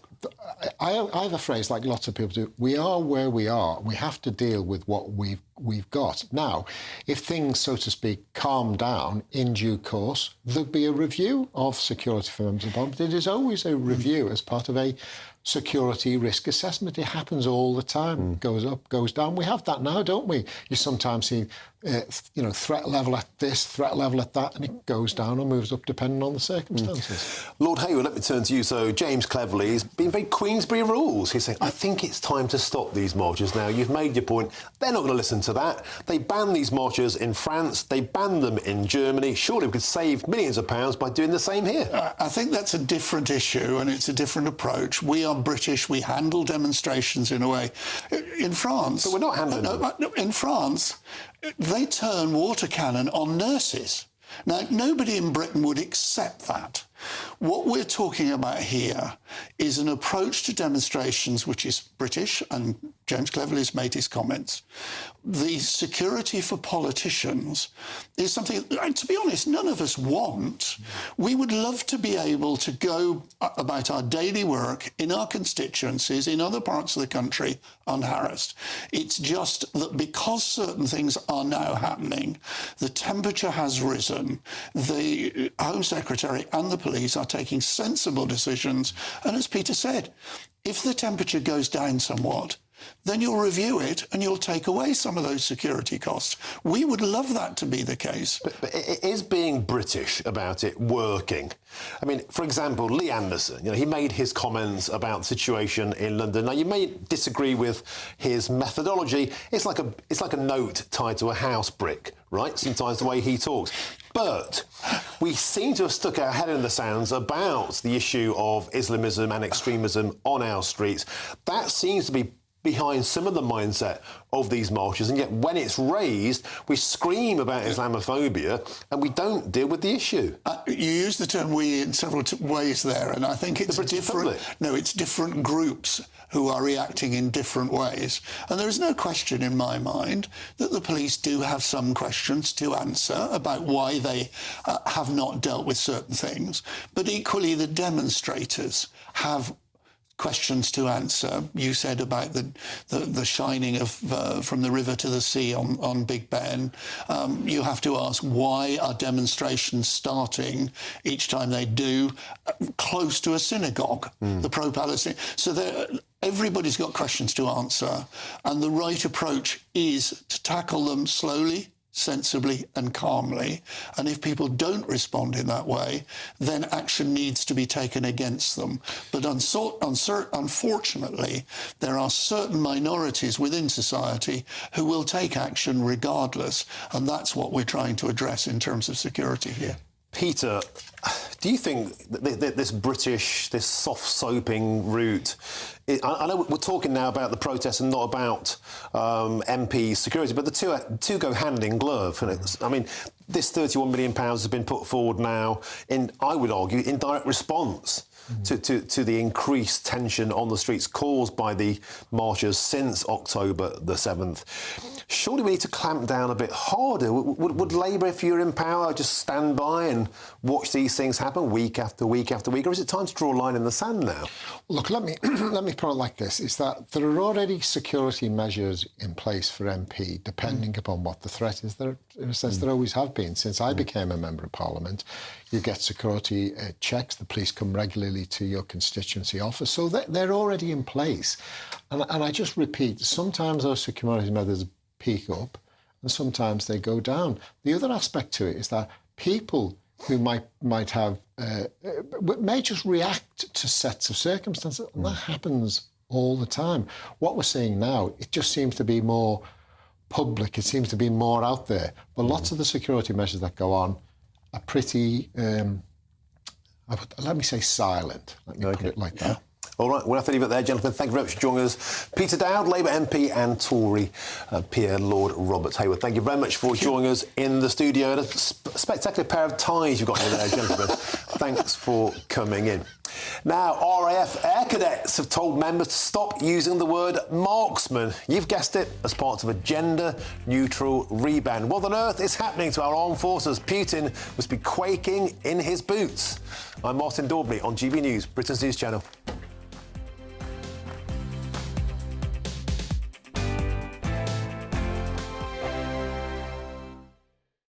Good afternoon, Britain. Good afternoon, Britain. Join us, Tom and Emily, To find out what's happening in the heart of Westminster. and why it matters to you. Weekdays from midday, we bring you the most compelling stories from across the United Kingdom. And from your doorstep to our inbox. That's right, we want to hear from you. GB News, Britain's news channel. When the news happens, it happens here. And really important breaking news. Breaking news this morning. On TV, radio and online, the news starts here on Britain's Newsroom. All the biggest stories and the answers that you need from across the UK and beyond. Join Britain's Newsroom from 9:30 on GB News. The People's Channel, Britain's news channel. Patrick Christie's Tonight. Weekdays from 9 p.m. We have let Islamist extremism into Britain, we've let it fester, and now we've let it win. Our absolutely spineless surrender merchant political top brass are rolling over while government ministers wear stab vests and quit their jobs in fear. Veteran Tory Minister Mike Freer has had death threats from Islamists as well as an alleged arson attack on his office. The motive there has still not been established. He's standing down because he doesn't want to die. I cannot emphasise how important this is. A minister of the government is quitting his job because he doesn't want to be killed by a lunatic jihadi. And our Prime Minister has said absolutely nothing. Nothing. A spokesman for Rishi Sunak said he was saddened. Is that it? Our Prime Minister should have been out on the steps of Downing Street saying that we will not be intimidated. We will not let this continue. Enough is enough. What does he do instead? He tweets about XL bullies. Yeah, fantastic. Where's Keir Starmer on this? Well, he's conducting focus groups on how to get the Muslim vote back, so he's hardly going to come out all guns blazing, is he? Ed Davey? Well, there's no way a Liberal Democrat leader would come out and admit that his ideology has helped turn Britain into a poster nation for multicultural failure. The police have let protesters, which include rabid anti-Semites, rampage around London every flipping Saturday for the last 3 months, and today they are finally saying that they don't support some of the protests, which in the past have included a now banned terror group and people holding up anti-Jewish signs. They're saying, please don't march down Whitehall. All right, but will you do anything to stop them if they ignore you? I doubt it. I honestly cannot believe that we have sunk to the level where a serving minister stands down because of threats from extremists and our Prime Minister just doesn't feel the need to address it. Wake up to the headlines with Headliners every morning at 5 a.m. We treat you to the day's biggest stories before anyone else, 7 days a week. You can catch up on everything you need to know before you've even had your kippers. Headliners every morning at 5 a.m. only on GB News, the People's Channel, Britain's news channel.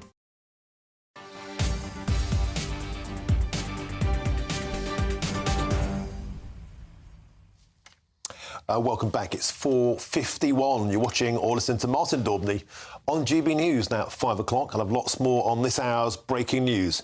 And there are reports that the bodies of at least 3 suspected migrants are believed to have been pulled from the water after an incident in the middle of the English Channel this afternoon. Now, in the latest disaster for our armed forces, our woke army, Royal Air Force cadets, have been ordered members to stop using the word marksman and marksmanship as part of a gender-neutral rebrand. Putin will be petrified.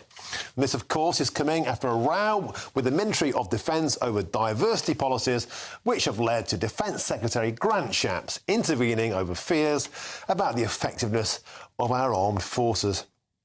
Well, I can get the view now of social policy analyst Dr. Rakib Hassan. Welcome to the show, Rakib. Always a pleasure. What can you say about this? Are you remotely surprised? We have an army now more obsessed with pronouns and diversity and inclusion than actually doing the job. Well, I'm not surprised at all when it comes to the Royal Air Force. As we know, this is an organisation which is found to conduct unlawful activities in its recruitment processes, in its ethnic minority recruitment drive, where you had recruitment officers referring to useless white male pilots. So this latest identitarian embarrassment doesn't come as any surprise to me at all. And I think, Martin, the main issue here is that in the sphere of defence, we're seeing a lot of this identitarian thinking in an effort to be more inclusive. But I think, in a sense, that this culture, this unholy trinity of diversity, equity, and inclusion, it'll actually put people off, I think, in terms of joining these organisations. Well, you're absolutely right, and the figures back that up, Rakib. We've got the smallest army since Napoleonic times, the smallest RAF since it was formed after World War I.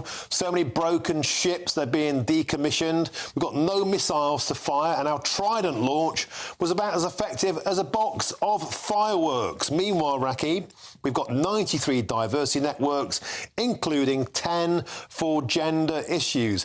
Plus, we're about to not give any more money to defence. Meanwhile, Putin is spending 8% of GDP on defence and is on a war footing, and we are worried about pronouns. How on earth do we sort this nonsense out? Well, firstly, I'd make the point, Martin, that we're in this dire situation after 14 years of Tory-led rule. It's quite remarkable to see these developments in the spheres of defence and security. And it's quite shameful, really, that we have this developing DEI infrastructure developing in these spheres, when many of the people who have the responsibility of protecting our interests, putting their lives on the line, are actually very poorly paid, Martin, and quite often they're given forms of accommodation which are anything but decent. So I think there's a grave injustice there. In terms of how do we go about it, people are talking about, we need a new defence and security strategy review. The reality is that we're not devoting enough of our public expenditure towards defence and security. And if we are devoting public expenditure towards it, there's a great deal of wastefulness on these kind of initiatives, which in my view are going to lower standards. You're absolutely right. We're going to have to leave it there. Dr. Rakib Hassan, social policy analyst. I don't know, they could just get rid of every position in the land, couldn't they, about diversity and inclusion? They're sending people from the Royal Navy now on climate change courses. They're worried about climate change while the Houthi rebels are taking over our ships. You couldn't make it up. We've got loads more coming up after this. The breaking news story, of course, there are reports of 3 bodies, at least, suspected migrants who have been pulled from the water after an incident in the middle of the English Channel this afternoon. We'll have all of that coming up. Plus, of course, the latest on Lee Anderson. I'm Martin Daubney on GB News, Britain's news channel.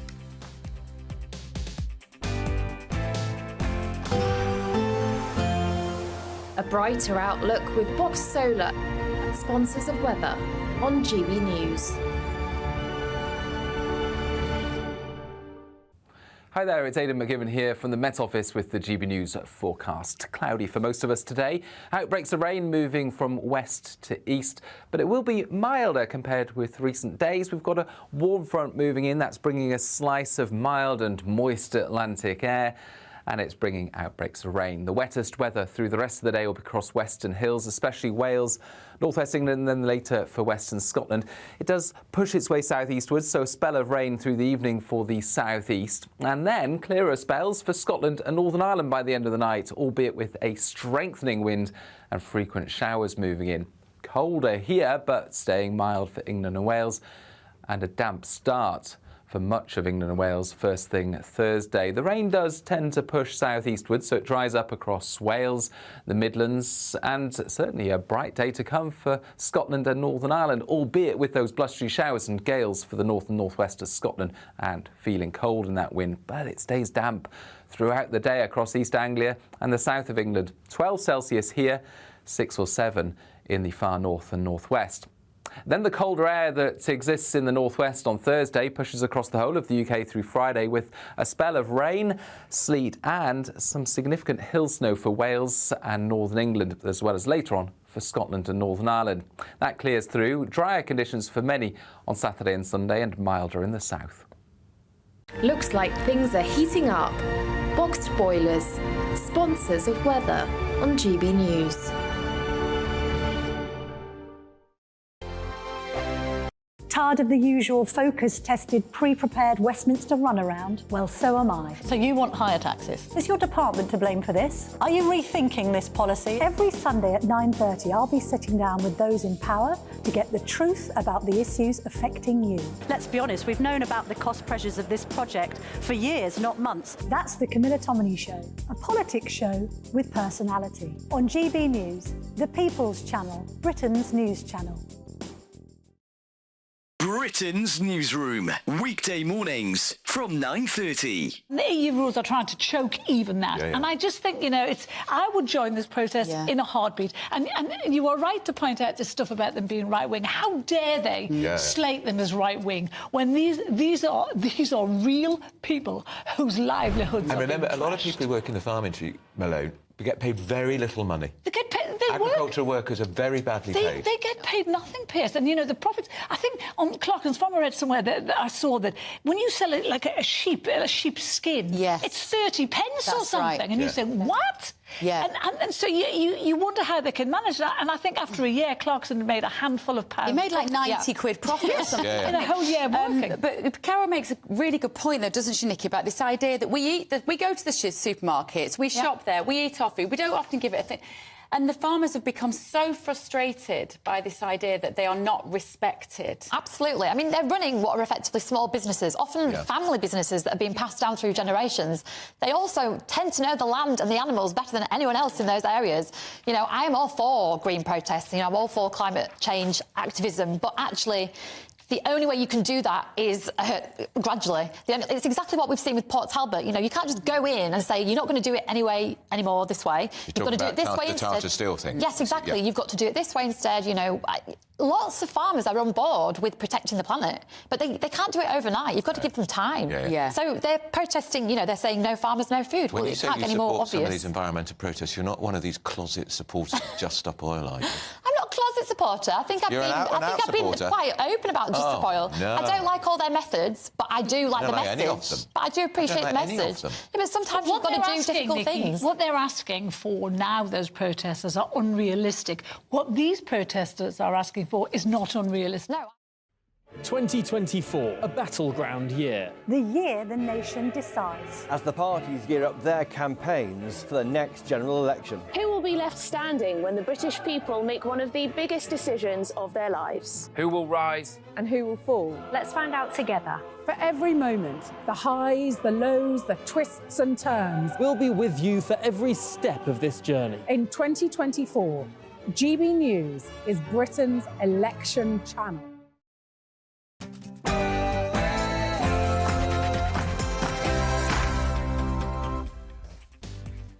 A very good afternoon to you. It's 5 p.m. and welcome to the Martin Daubney Show on GB News, broadcasting live from the heart of Westminster all across the UK. On today's show, a search and rescue mission is now underway after reports that at least 3 suspected migrants were recovered from the English Channel. We'll bring you all of the details on this tragedy. I'll also cover the latest on MP safety in the wake of all those pro-Palestine protests. Because now the government's spending £31 million of our money on beefing up security arrangements. Taxpayers' money to mop up this mess. Next, I'll discuss Emmanuel Macron's extraordinary suggestion that NATO troops could be sent to fight in the Ukraine. Is he looking for a war?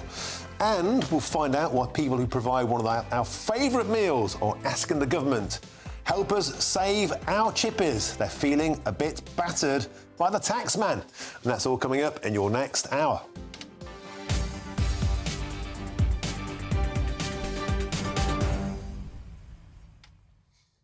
Apologies for that poor, battered pun. There'll be plenty more to come. You look forward to those as you would look forward to a delicious steaming fish supper. Now, I want to hear from you. Email me all the usual ways, gbviews@gbnews.com. Earlier on, I asked you about this MP security. 31 million quid of your money is being used to mop up this mess, and it's fair to say I had 200 emails in 15 minutes. You're not at all happy about the public purse, your money, going towards the security protection of MPs because you believe that they've simply failed to deal with the mess on our streets since October the 7th. Tons to go through in this next hour, but first is your latest news headlines with Polly Middlehurst.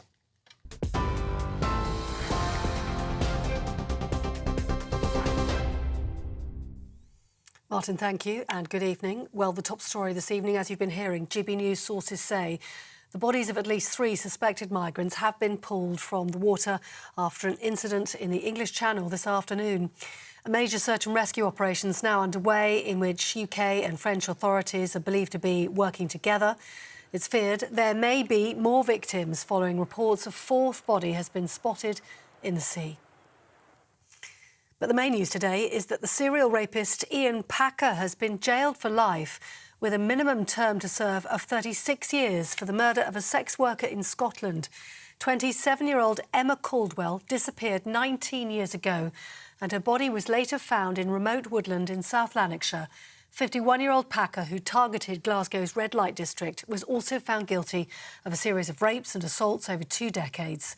Police Scotland has apologised for its failings in the investigation, saying Emma's family and many other victims were let down by them in 2005. Red Bull's Christian Horner will remain in post as team principal after being cleared of allegations made against him. A female colleague made a complaint of inappropriate behaviour earlier on this month, which triggered an investigation.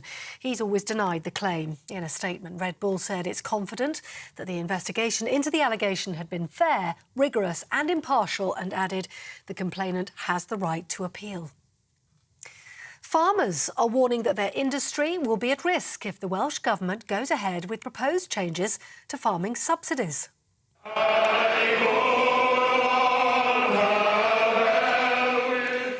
Well, outside the Welsh Parliament, they protested in full voice against plans which require 20% of agricultural land to be set aside for trees and wildlife habitats.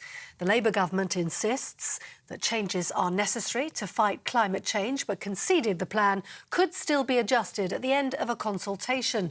Unions have warned there will be thousands of job losses, and the leader of the Welsh Conservatives, Andrew Davies, told GB News it'll be disastrous for the country. Well, let's not forget, people need food to survive and live on their everyday existence. So we're not talking about an industry here that isn't required to feed the nation. And if we don't have farmers, we don't have food. And by the government's own figures, if this scheme goes ahead unchanged, 5,500 farmers will lose their livelihoods, 125,000 cattle will be lost in Wales, 800,000 sheep, and £200 million worth of economic activity will be lost. So it'll be a devastating impact on rural communities the length and breadth of Wales. Former rugby referee and now farmer Nigel Owens told protesters, without farmers, there's no food. It's taken years and years of hard work to achieve that goal, to get in a small holding, a small herd of pedigree Herefords. And I do it because I care, because I'm passionate about the industry that we're in. Not just for our way of life, but without farmers there is no food. There can be no Six Nations game in Cardiff next Saturday against France if there is no referee. There can be no food on the table if there is no farmers. Well, in other news today, the Duke of Sussex said he faces a greater risk than his late mother, with additional layers of racism and extremism following discussions about the future of his personal safety. The High Court heard Prince Harry believed his family faces an international threat. It comes as he plans to appeal a High Court ruling after losing a challenge against the government over his personal security. The Duke of Sussex launched legal action in February 2020 when he was told he would no longer be given the same degree of taxpayer-funded protection while in the UK. The Home Office has welcomed the ruling and says it's now considering next steps. MPs facing threats to their safety will now get extra security as part of a new £31 million government package. Concerns have been growing about MPs being targeted by protesters since the outbreak of the Israel-Hamas war. The Home Office says the money will be used to increase private sector security provision, and all elected representatives will have a dedicated named police contact to liaise with. Policing Minister Chris Philps says democracy can't function if members aren't safe. It's vital for democracy that elected representatives, members of parliament and others can discharge their duties without fear or intimidation. If MPs can't do their jobs and use their judgment without any sort of external intimidation, then democracy itself can't function. Well, the Labour MP Matthew Pennycook supports the move. I think every MP, particularly over recent years, has experienced threats. Some of my colleagues in far greater numbers than I certainly have, particularly female MPs. And I think intimidation, threats and hate crime have absolutely no place in our democracy. And we think the government are right to be taking action on this. No one, either for themselves or their families, should face threats simply because of the role they play in the democratic process. That's the news. For the latest stories, sign up to GB News Alerts. Scan that QR code on the screen right now or go to gbnews.com/alerts.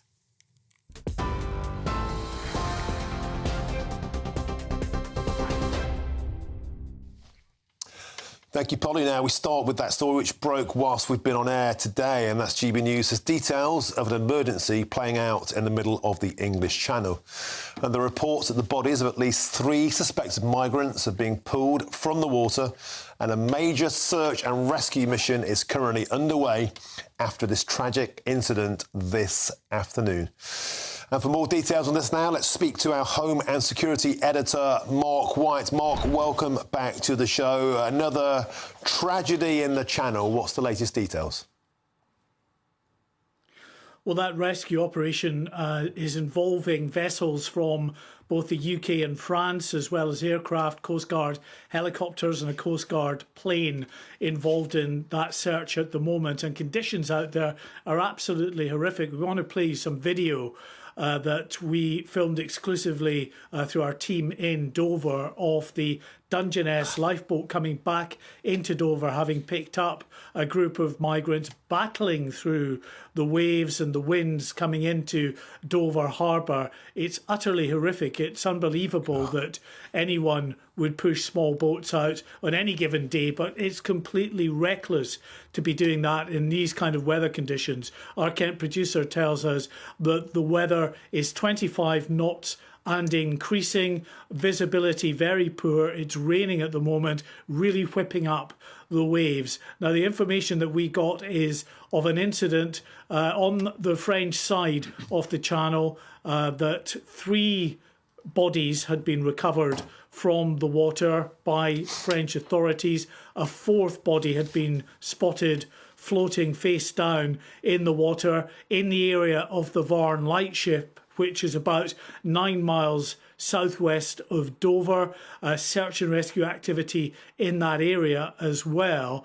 And also reports that a small boat is upturned in that area. So lots of detailed bits and pieces coming in, but no proper clear picture of what exactly happened, whether, given the very high winds and waves, some people were swept off a boat as it was coming across, or whether it was actually a boat that overturned, throwing people into the water. We don't know. But as we speak, the Coast Guard is radioing shipping in the English Channel, telling those ships and, of course, the cross-channel ferries to be on the lookout for people reported in the water. So this incident's still very much ongoing. Well, thank you for the latest on that tragedy. 3 dead, more being searched for. 12, of course, perished last year, the record being 27 who perished in 2021. Astonishing scenes there. The water is so dangerous, and yet those crossings were still attempted. We'll have more on that story as we get more details throughout the show. Now to the increased threat to MP safety, which has been triggered by the protests, of course, of those pro the Israel-Hamas war since October the 7th.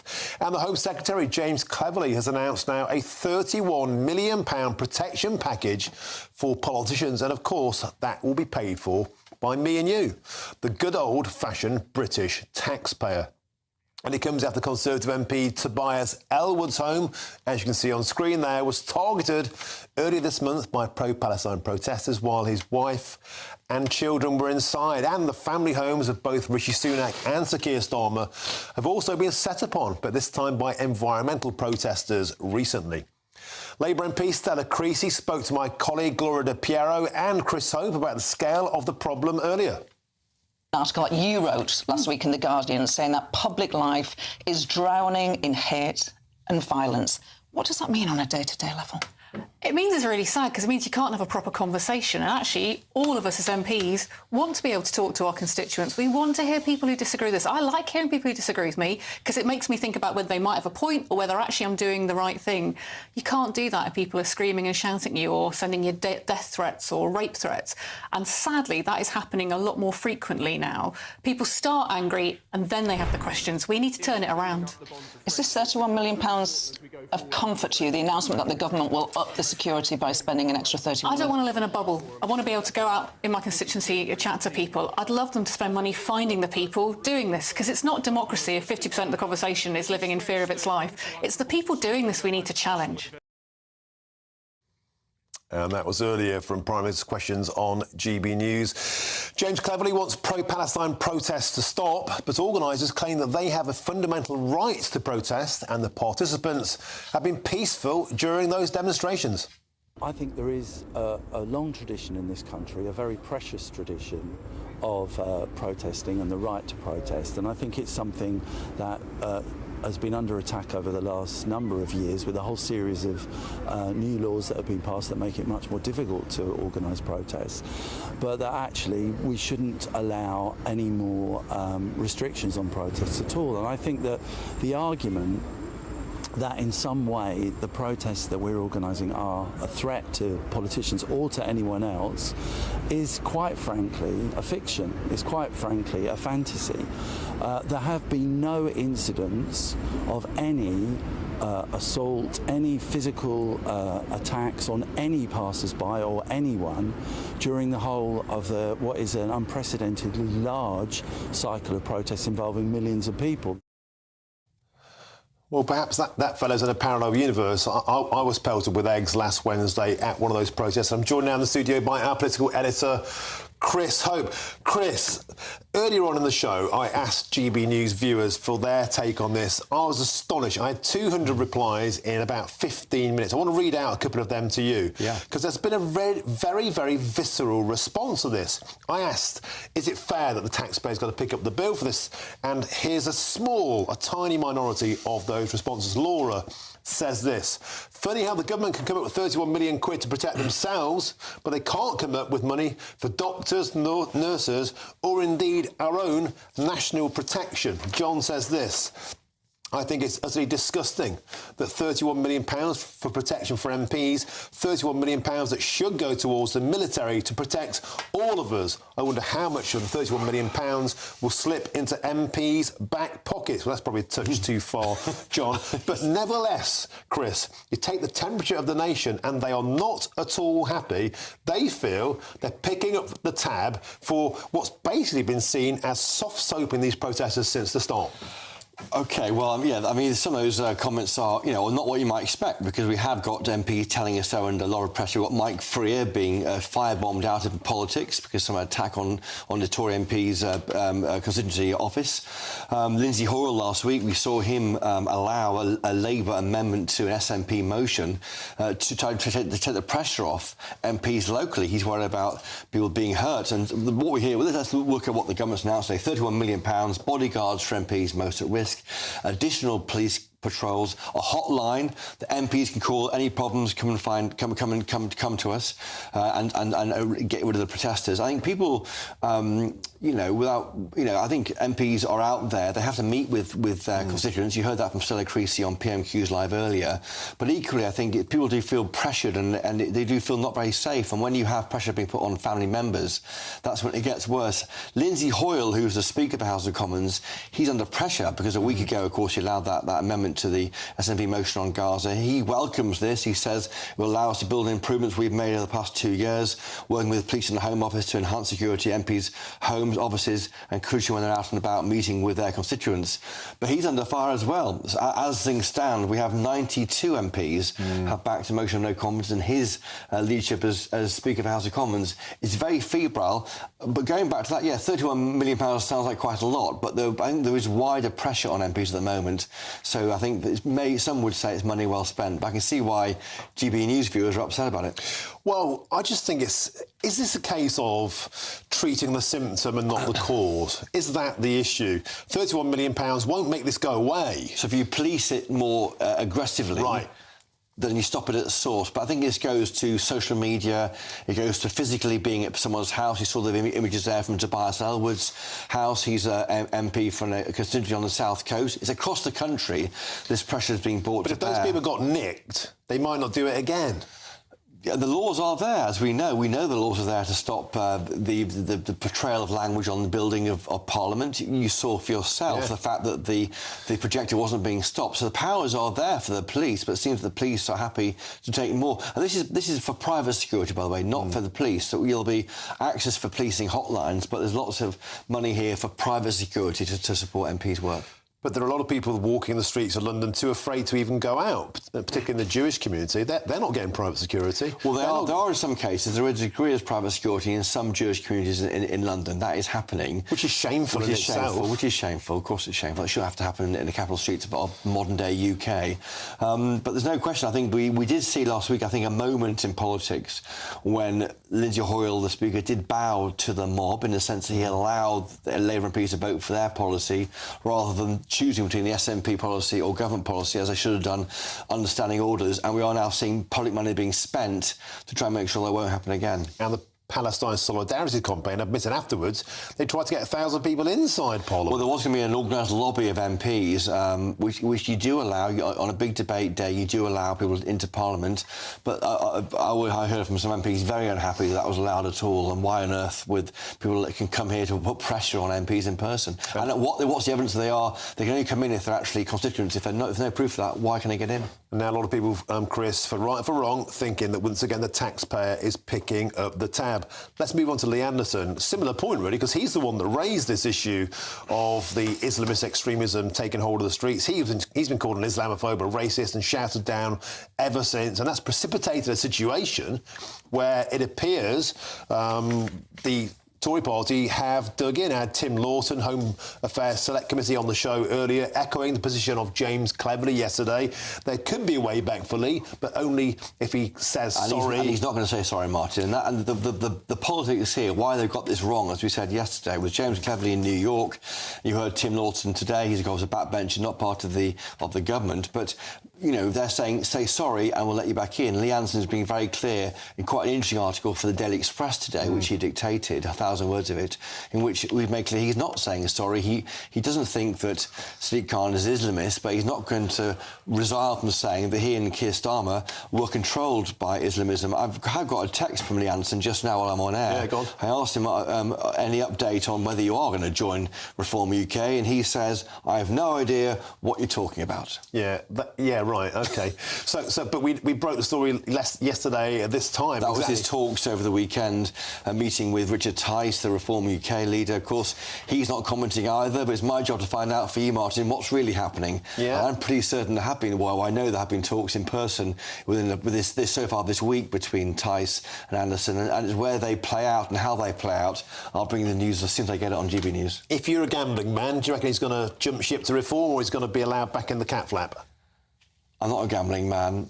I think he could be off. I reckon you're right.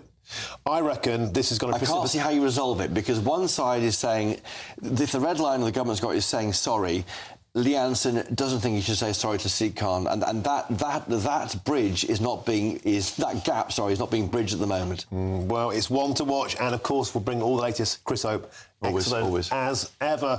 We'll have all the news on that one as it breaks, and it could happen, I think, quite sharpish. Now you get lots more on that story on our website. And thanks to you, GBNews.com is the fastest growing national news website in the country. It's got breaking news and all of the brilliant analysis you've come to expect from GB News. So thank you very much. Now, at 7 p.m. this evening, Nigel Farage will react to the extraordinary Sir Keir Starmer attacking him twice in PMQs today. And here's a reminder of what the Labour leader said earlier on. This diverse Tory party does welcome Nigel Farage. The Prime Minister 2 months ago, the Prime Minister said the Tory party is a broad church. I welcome lots of people who want to subscribe to our ideals and our values. This is the same Nigel Farage who said he agreed with the basic premise of Enoch Powell's Rivers of Blood speech and bemoaned the influence of the Jewish lobby.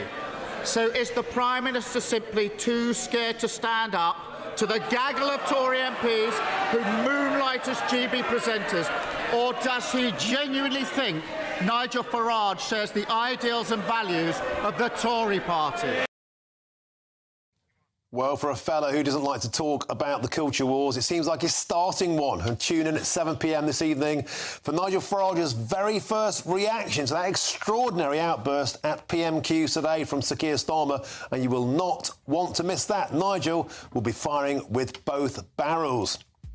Now, why does French President Emmanuel Macron want NATO troops to go into Ukraine? Does he want to drag us into full-scale nuclear war? Or is he once again just a pint-sized Napoleon? I'm Martin Daubney on GB News, Britain's News Channel.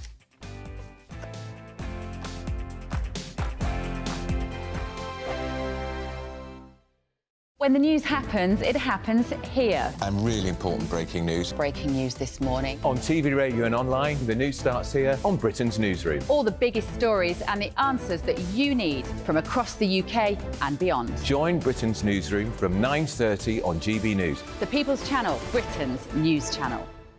The Camilla Tominey Show, Sunday mornings from 9:30. We had Grant Shapps on last week. He was talking about how defence spending is now creeping up to 2.25% of GDP. Ben Wallace's predecessor suggested it should be 3%. We hear that we've got the smallest army, I think, since the Napoleonic Wars.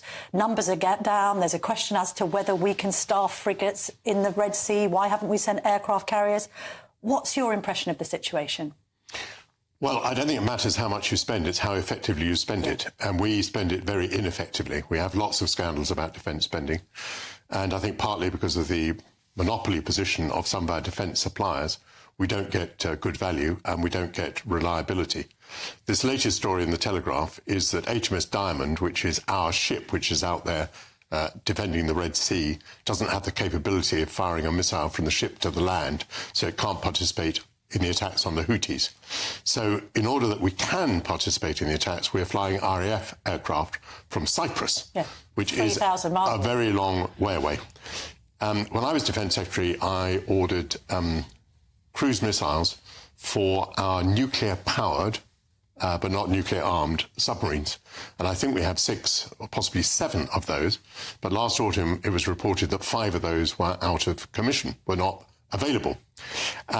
We have about 21 aggressive surface ships. So we've got 2 aircraft carriers, and we've got frigates, and we've got destroyers. But at any one time, you can count on about half of those not being available because they're under refit or whatever. So we have a minimal surface fleet now.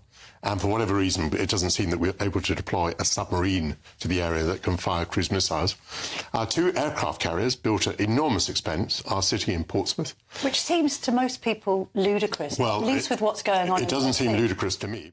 I'm Andrew Doyle. Join me at 7 o'clock every Sunday night for Free Speech Nation, the show where I tackle the week's biggest stories in politics and current affairs with the help of my 2 comedian panellists and a variety of special guests. Free Speech Nation, Sunday nights from 7 on GB News, the People's Channel, Britain's news channel. In the GB Newsroom, we bring you the news as it happens. With our team of dedicated journalists across the UK, we're ready to give you accurate reporting every day. When the news breaks, we'll be there with bulletins on GB News, the People's Channel, Britain's news channel. Earlier on breakfast, top story today is dominated by royal matters. Yesterday was a day of drama and tragedy in the royal household. A royal pulling out an hour before an event, it simply doesn't happen. They do not like to let people down. I mean, they're never late, let alone pulling out of something. If MPs can't do their jobs and use their judgment without any sort of external intimidation, then democracy itself can't function. The streaming channels that we have today and children have access to, and they are watching, and we're damaging these children. Every morning, it's breakfast from 6 a.m. Hope you can join us.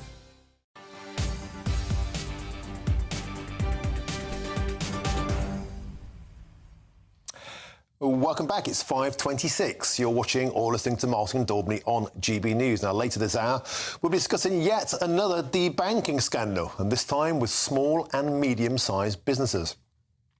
Now, the Ukraine has rejected French suggestions to send NATO troops to the war in Ukraine, warning that it would be a major escalation in the conflict. The French President, Emmanuel Macron, has said that troops being deployed was not something that should be ruled out. But this has since been rebuffed by Britain as well as multiple countries in the EU, including Germany. Now, with the Kremlin warning that any deployment of troops would lead to all-out war between Russia and NATO, I can now speak with defence analyst and former British Army officer Stuart Crawford. Welcome to the show, Stuart. This just seems to fly in the face of common sense. For starters, France doesn't pay its 2% of GDP towards NATO anyway, and now Macron seems to be taking it upon himself to become some sort of military leader for the European bloc. What on earth is he thinking? Well, I mean, only he, I think, knows what he's thinking. But I just would like to sort of premise everything on the fact that there are already NATO troops in Ukraine. Not in any numbers, but in a training and advisory capacity, and no doubt intelligence gathering as well. I think what Macron seems to be trying to do here is, first of all, maintain some sort of strategic ambiguity, if you like. So he's basically saying, let's not take anything off the table at all when it comes to confronting Russia in its aggressive foreign policy. I think also he's also saying, and just by the way, France is an important player in all of this, and there's a historical background of competition with Germany. And then finally, I think he's trying to sort of promote himself as someone who needs to be listened to within both the European context and the NATO context. But as for actually sending troops into NATO troops into Ukraine, I think that's something that would be so provocative that it's highly unlikely to happen. Yeah, and this is not the position of like a Putin apologist, Stuart. I mean, even as far back as Donald Rumsfeld, and indeed the drawing up of perestroika, the entire ethos of that peace, that newfound peace, was that NATO would not expand towards the east. It would not put boots on the ground, certainly. That would be seen as an outright provocation. Has something changed? Does Macron think that those rules don't apply now? Well, I mean, to a certain extent, they've been overtaken by events because obviously NATO's boundaries with Russia have advanced considerably to the east.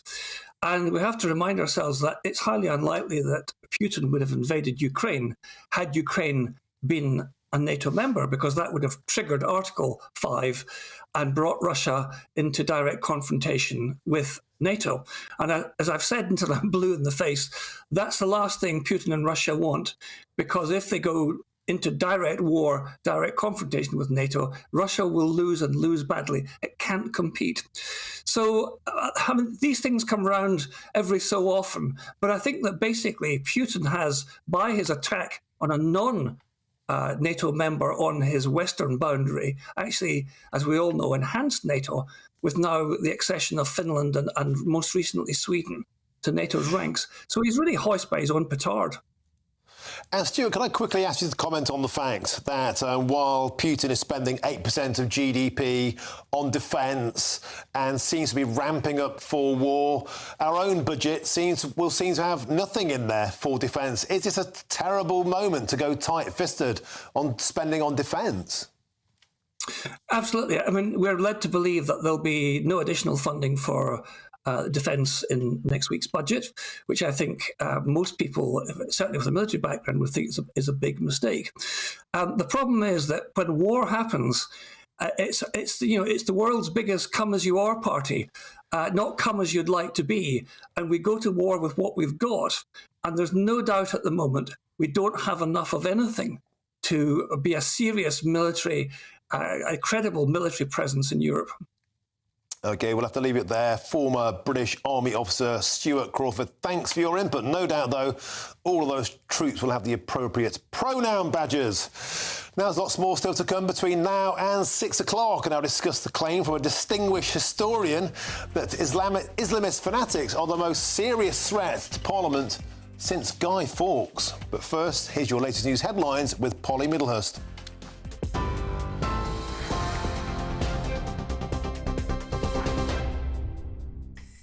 The top stories this hour. GB News sources say the bodies of at least 3 suspected migrants have had to be pulled from the water today after an incident in the English Channel this afternoon. A major search and rescue operation is now underway. GB News understands UK and French authorities are involved in that operation. It's feared there may be more victims following reports a 4th body has been spotted in the sea. Serial rapist Ian Packer has been jailed for life with a minimum term to serve of 36 years for murdering a sex worker in Glasgow. 27-year-old Emma Caldwell disappeared 19 years ago. Her body was later found in South Lanarkshire. 51-year-old Packer, who targeted the city's red light district, was also found guilty of a series of rapes and assaults over 2 decades. Police Scotland has now apologised for its failings in the investigation. And Red Bull's Christian Horner will remain in post as team principal after being cleared of inappropriate behaviour. A female colleague made a complaint earlier this month, which triggered an investigation. He's always denied the claim. In a statement, Red Bull said it's confident that the investigation into the allegation was fair, rigorous and impartial, and pointed out the complainant does have the right to appeal.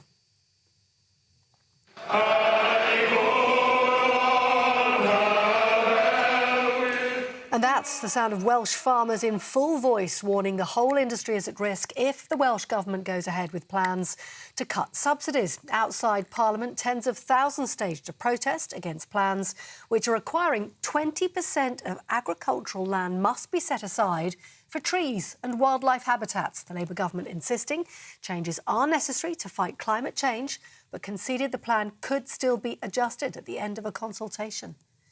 Those are the headlines. For the very latest stories, do sign up for GB News Alerts. Scan that QR code on the screen right now or go to gbnews.com/alerts.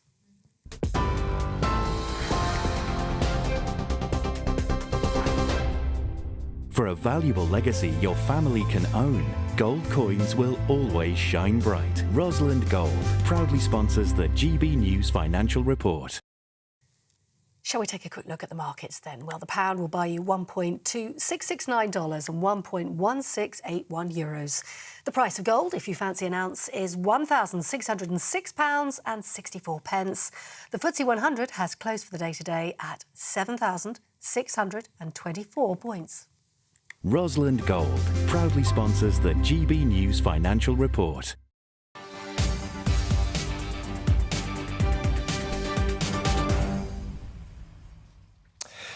Thank you, Polly. Now, my favourite part of the show. I'm now joined by Michelle Dewby, the queen of primetime political debate. Michelle, what's on your menu? I love that title, by the way. I'm going to get myself a mug made up with Queen of Primetime. It's got a ring to it. I like it. Anyway, so what have I got coming up tonight? Of course, I'll have the latest on the situation in the Channel. You know, so many people, Martin, say, well, you can't introduce things like turn-back pushbacks because people will drown. But, of course, people, very sadly, are drowning anyway. So is it time now to really properly focus on that as perhaps a future policy or not? Of course, it'd be remiss of me not to look at all the ridiculousness going on in politics still. When is all of this going to calm down, if at all, and what would it take? Also, as well, there's a council proposal. I think it's great, actually. Everyone that's into all this green stuff, they're going to start crowdfunding so that people can put their own cash in and invest in all the green developments. Brilliant. So if you're on that side of the fence, in you go with your own cash. And if you're not, let us stay out of it. I think that's a great idea. So I want to get into all of that. And, of course, that debate rumbles on, doesn't it, about Prince Harry. He's appealing that decision. So should he get that police protection or not? Jacqueline Foster, Baroness Jacqueline Foster, on my panel tonight. She's never backwards and coming forwards, is she? So I can't wait to hear her thoughts on it all. Superb. And I tell you what, Jubes, if your emails are anything like ours, we've had hundreds and hundreds of emails and people are not happy about having to pay 31 million quid for MP security because they think it's a situation they've created themselves. That's Jubes & Co, 6 till 7 p.m. Don't miss it. Thank you. Now, so many of you have been getting in touch, as I said, throughout the show, and please keep messaging me. gbviews@gbnews.com. In a few minutes, I'll read out the best of them, and trust me, you have not held back with your opinions today. Thank you very much for that. I'm Martin Daubney on GB News, Britain's news channel.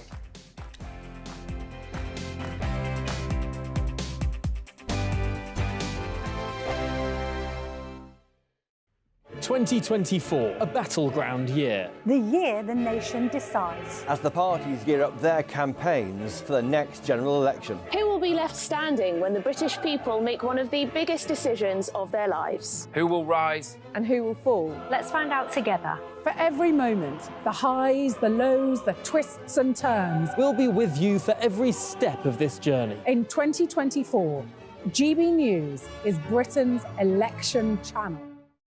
Good afternoon, Britain. Weekdays from midday. Francis, Just Stop Oil have in the past broken the law. I remember distinctly the Dartford crossing. That ended up with 2 jailed, I believe, if I remember correctly. Is it ever justified in your view? Hi, yeah, thanks so much for having me on. I mean, I would have to say yes. I mean, we're trying to preserve my life, your lives, the lives of your family, and it's not just the planet that we're trying to protect, it's the lives of millions of people. And, you know, we know from history that we have to break the law in order to put pressure on the government and to be listened to. No one would doubt your sincerity in your views. You genuinely believe in what you fight for. But there are others who think differently. For example, there are Islamist extremists who believe that people will go to hell unless they convert to Islam. They will sincerely, perhaps, break the law in order to force people to convert. In their view, they might be saving people's lives for eternity. There might be abortion activists who say that babies are being murdered and to save their lives we need to break the law to stop people having abortions. Why do you get to say that your moral conviction is the one that's right and other people's individual moral conviction are those that are wrong?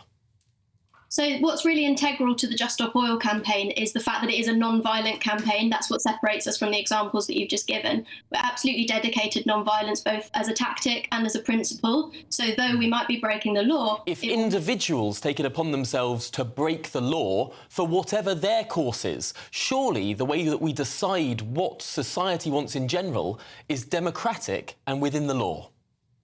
Well, of course, we know also that protest is absolutely integral to maintaining and upholding a democracy, and in particular, non-violent protest. I mean, I really can't express to you how severe this situation is, and I'm sure you know this. I'm Michelle Dewberry, and I'm not here to tell you what to think. I'd much rather hear what you have to say. So, send in your opinions to gbviews@gbnews.com. Keep them clean, and you never know, I might read them out. With my panel here on Jubes & Co, we debate, we get stuck into the issues of the day on a show where all views are welcome, especially yours. GB News, the People's Channel, Britain's news channel. In 2024, GB News is Britain's election channel. So join me, Tom Harwood, for the Rochdale by-election results. From midnight through to 6 a.m, we'll discover the twists and turns of the most unpredictable by-election in a long time. You should be celebrating. I slept during it, you know. And from 6 a.m. Friday, join Michael Portillo on GB News Breakfast for his take on the results. GB News, Britain's election channel.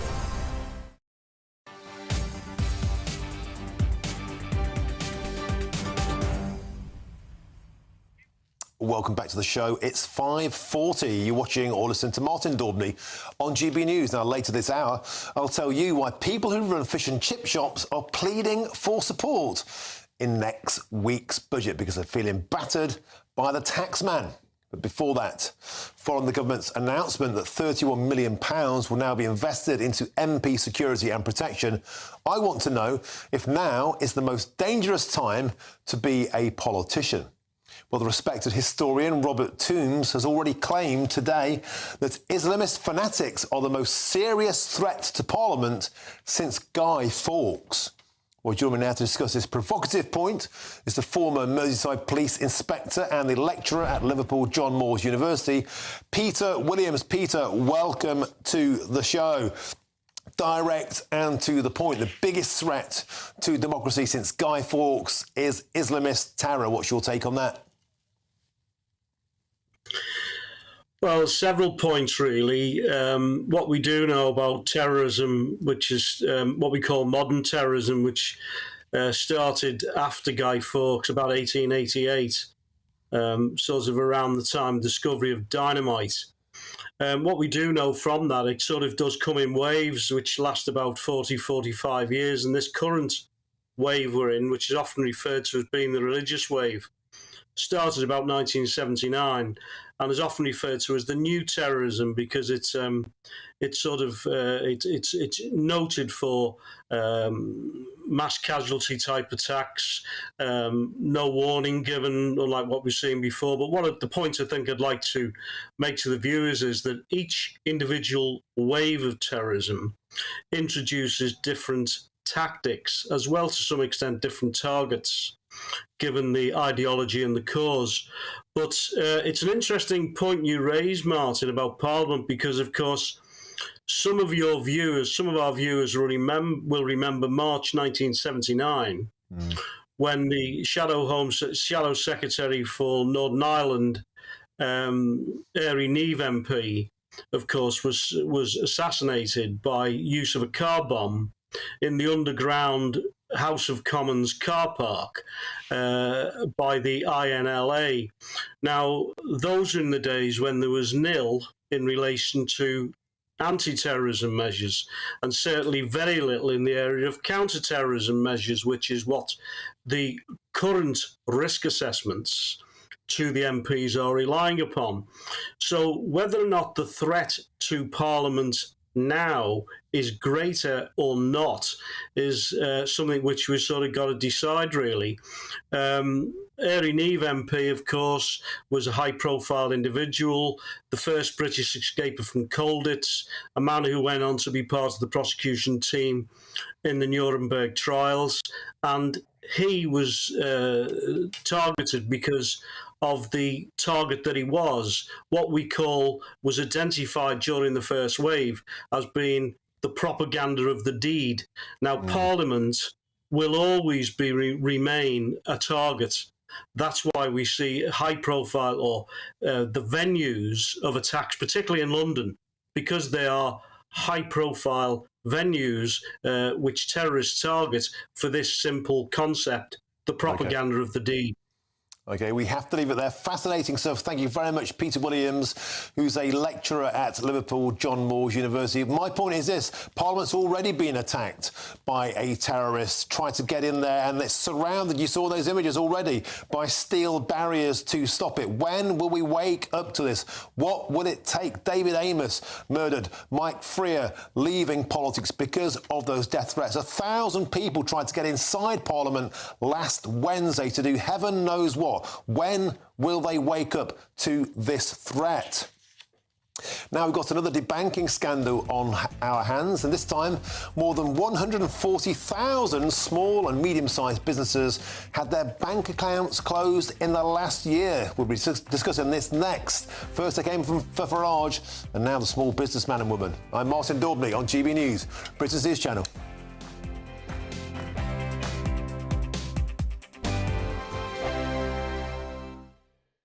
Tired of the usual focus-tested, pre-prepared Westminster runaround? Well, so am I. So you want higher taxes? Is your department to blame for this? Are you rethinking this policy? Every Sunday at 9:30, I'll be sitting down with those in power to get the truth about the issues affecting you. Let's be honest, we've known about the cost pressures of this project for years, not months. That's the Camilla Tominey Show, a politics show with personality. On GB News, the People's Channel, Britain's news channel. Patrick Christie's Tonight. Weekdays from 9 p.m. So a new poll has revealed that Gen Z or Gen Z, I don't know how I'm supposed to say it, and British boys and men are more likely to believe that feminism has done more harm than good when compared with older respondents. So the polling also found that a quarter of UK males aged 16 to 29 believe it's harder to be a man than a woman, with 1 in 5 looking favourably upon controversial influencer Andrew Tate. 37% of them also agree that the phrase toxic masculinity is unhelpful. So, with Gen Z boys increasingly holding this view, has feminism done more harm than good? Let me know your thoughts. Email me, gbviews@gbnews.com, tweet me @gbnews, and make sure you take part in our poll. But I'll bring you those results shortly. Going head-to-head on this tonight are author and commentator Anna May Mangan and YouTuber and social media influencer Pearl Davies. Both of you, thank you very much. Pearl, I'll start with you. Has feminism done more harm than good, especially when it comes to these Gen Z boys? Yes, it has. Feminism really has turned into a bunch of crybaby women that want to complain that we're not given equal opportunity when really women are given more opportunity than men. And so, yeah, I would say feminism is a hate group and it's a bunch of crybaby women. Anna, would you like to come back to that? Crybaby women feminism, apparently. So we've got a right lad with us tonight with Pearl and her opinions, haven't we? How could it possibly do harm? Pearl wouldn't do, I hope you vote. I assume you do. I hope you're not chained to the kitchen sink at home. I'm not sure if you've got a job, so I don't know very much about you, but you're probably, if there's a bloke doing the same thing as you, you're probably earning less than him. So of course feminism is something that it got us the vote in the first place, and it's still doing a power of good. It's just whingy men, and actually I changed that. They're lads, they're not men. 2024, a battleground year. The year the nation decides. As the parties gear up their campaigns for the next general election. Who will be left standing when the British people make one of the biggest decisions of their lives? Who will rise? And who will fall? Let's find out together. For every moment, the highs, the lows, the twists and turns. We'll be with you for every step of this journey. In 2024, GB News is Britain's election channel.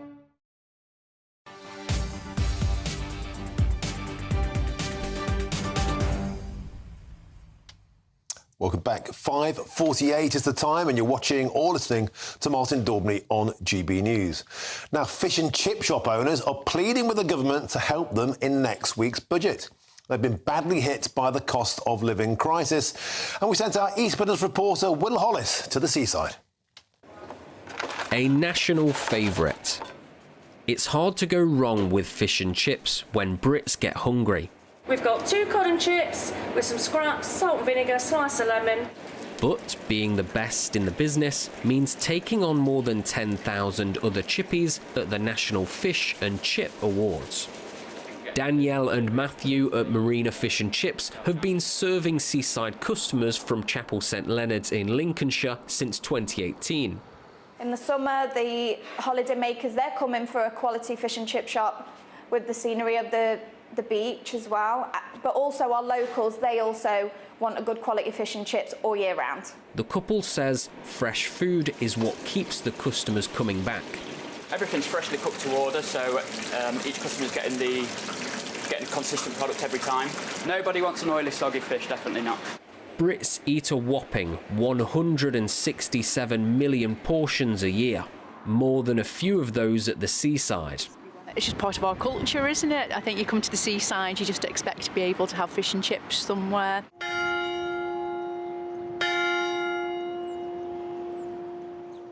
The awards is a celebration despite tough times. The industry has been battered by the cost of living and international turmoil. There you go, Andrew. 1 cod, chips, mushy peas and homemade tartar sauce. Enjoy. Fantastic, looking forward to these. Andrew is president of the National Federation of Fish Fryers. Fish and chips are still popular, we're still getting people through the door, but it's the profit margin that's affected. It's leaving shop owners with very little at the end of the month. He hopes the Chancellor can think of fish and chips in the upcoming budget. All of hospitality is calling for reform of VAT, and with the budget coming up, we hope that they've got their ears open and they're willing to be brave and act on it. 100,000 Brits rely on fish and chip jobs. millions of customers for their favourite meal. Will Hollis, GB News, Chapel, St Leonard's. So just wiping away the drool there. That's what I want for tea tonight, fish and chips. Oh, I can almost taste it. Chapel St Leonard's, I used to go there as a kid, and Ingle Mill's the Blue Anchor caravan site. Superb part of the world. Yum. Now, MPs have raised concerns over the treatment of small businesses by major banks after figures showed that more than 140,000 accounts were shut down by lenders over the past year. And joining me now to discuss this is our business and economics editor, Liam Halligan, with On the Money.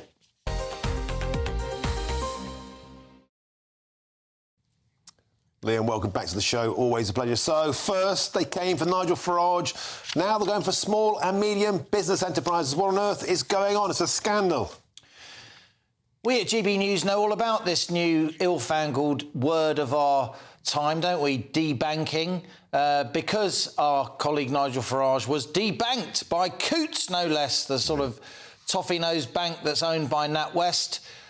They said it was because he didn't have enough money for Coutts. It turned out, when he did a Freedom of Information request, that various bankers within Coutts didn't like the cut of Nigel's jib politically, and they wanted him out. And, of course, Alison Rose, the chief executive of NatWest, ended up resigning over the scandal. What we're talking about today is something different. It's not about individuals being debanked for their political views or because they're so-called politically exposed people. This is, Martin, about small and medium-sized enterprises losing their banking services by the big high street clearing banks because, frankly, the big high street clearing banks don't think they're worth the candle for them financially. They're not making enough money out of them. They'll come up with other reasons, but that, to me, is one of the main reasons. As you say, there are some interesting numbers out this morning. The Treasury Select Committee, a cross-party group of MPs with particular interest in financial and economic issues. They do good work. I know many of them personally. They've come up with some numbers after making inquiries that, as you say, around 140 to 150,000 bank accounts of small and medium enterprises closed in the last year, above and beyond those who just went bankrupt. And there's a really interesting statement that we've got from Martin McTague. And Martin McTague, he's not just your namesake, Martin Daubney, he's also National Chair of the Federation of Small Businesses. And this is what he says. There is a power imbalance between small firms and their banks. Those who have their accounts closed without warning, it happens, are not just affected financially and operationally, but there's also a reputational and emotional aspect to consider. Banks should not be making decisions lightly or on a hair trigger. Martin, to be clear, I'm not saying that any of our big high street banks have been breaking any laws. I am saying that there's an assumption of a universal service obligation, though, when you have a banking licence. And if I was running the Financial Conduct Authority, probably that ship has sailed, then I would be looking very closely at this. Imagine you've got 10, 15, 20, up to 50 employees. You've got to make payroll. You've got money coming in from your customers. You've got money going out to your suppliers. And suddenly you've got no bank. That is safety critical, mission critical to anyone's business. This should be looked at. Superb stuff as ever, and well done, Liam Halligan, always on the money, shining a light on the debanking scandal and fighting for the small and medium business owner. Thank you very much. Now, you've been getting in touch throughout the show on the issue of MP security. Hundreds and hundreds of emails. I'm so sorry, don't have enough time to read them all out, but here's a couple. Steve says this: they refuse to allow us the means to protect ourselves from extremists, but they find £31 million plus police security to protect themselves. And Jenny says this: if the police sorted out the appalling civil unrest in London and other cities, then MPs would be much safer. This is poor policing. Kathy quickly says this: the MPs are now crying wolf. They should reap what they sow. Thanks for all of your comments today. I'll be back 3 till 6 tomorrow, but after this, it's Michelle Dewberry with Jubes & Co. And 7 o'clock, Nigel Farage responds to extraordinary attack from Keir Starmer. A brighter outlook with Box Solar, sponsors of weather on GB News. Hi there, it's Aidan McGibbon here from the Met Office with the GB News forecast. Cloudy for most of us today. Outbreaks of rain moving from west to east, but it will be milder compared with recent days. We've got a warm front moving in. That's bringing a slice of mild and moist Atlantic air, and it's bringing outbreaks of rain. The wettest weather through the rest of the day will be across Western Hills, especially Wales, northwest England, and then later for Western Scotland. It does push its way southeastwards, so a spell of rain through the evening for the southeast, and then clearer spells for Scotland and Northern Ireland by the end of the night, albeit with a strengthening wind and frequent showers moving in. Colder here, but staying mild for England and Wales, and a damp start for much of England and Wales first thing Thursday. The rain does tend to push southeastward, so it dries up across Wales, the Midlands, and certainly a bright day to come for Scotland and Northern Ireland, albeit with those blustery showers and gales for the north and northwest of Scotland, and feeling cold in that wind, but it stays damp throughout the day across East Anglia and the south of England. 12 Celsius here, 6 or 7 in the far north and northwest. Then the colder air that exists in the northwest on Thursday pushes across the whole of the UK through Friday with a spell of rain, sleet and some significant hill snow for Wales and northern England, as well as later on for Scotland and Northern Ireland. That clears through. Drier conditions for many on Saturday and Sunday and milder in the south. That warm feeling inside from Boxed Boilers, sponsors of weather on GB News.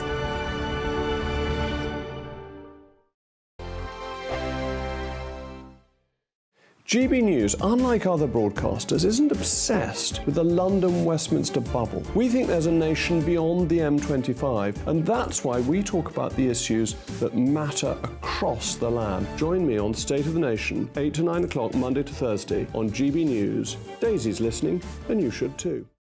Now then, Lee Anderson here. Join me on GB News on my show, The Real World, every Friday at 7 p.m. I'm not eating bloody cat. Are you Delicious. mental? Open your mouth. OK, here comes a train. Reminds me of the scene in Singing in the Rain. Adam, is that a good one? Whoa! Join me at 7 on GB News, Britain's news channel.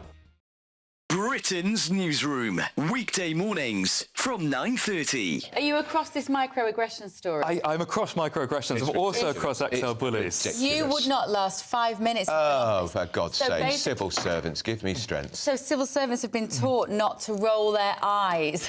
Something you do very well. We both do it quite a lot, actually. Because it's seen as an act of microaggression. This, by the way, this costs the taxpayer, this training, £160,000.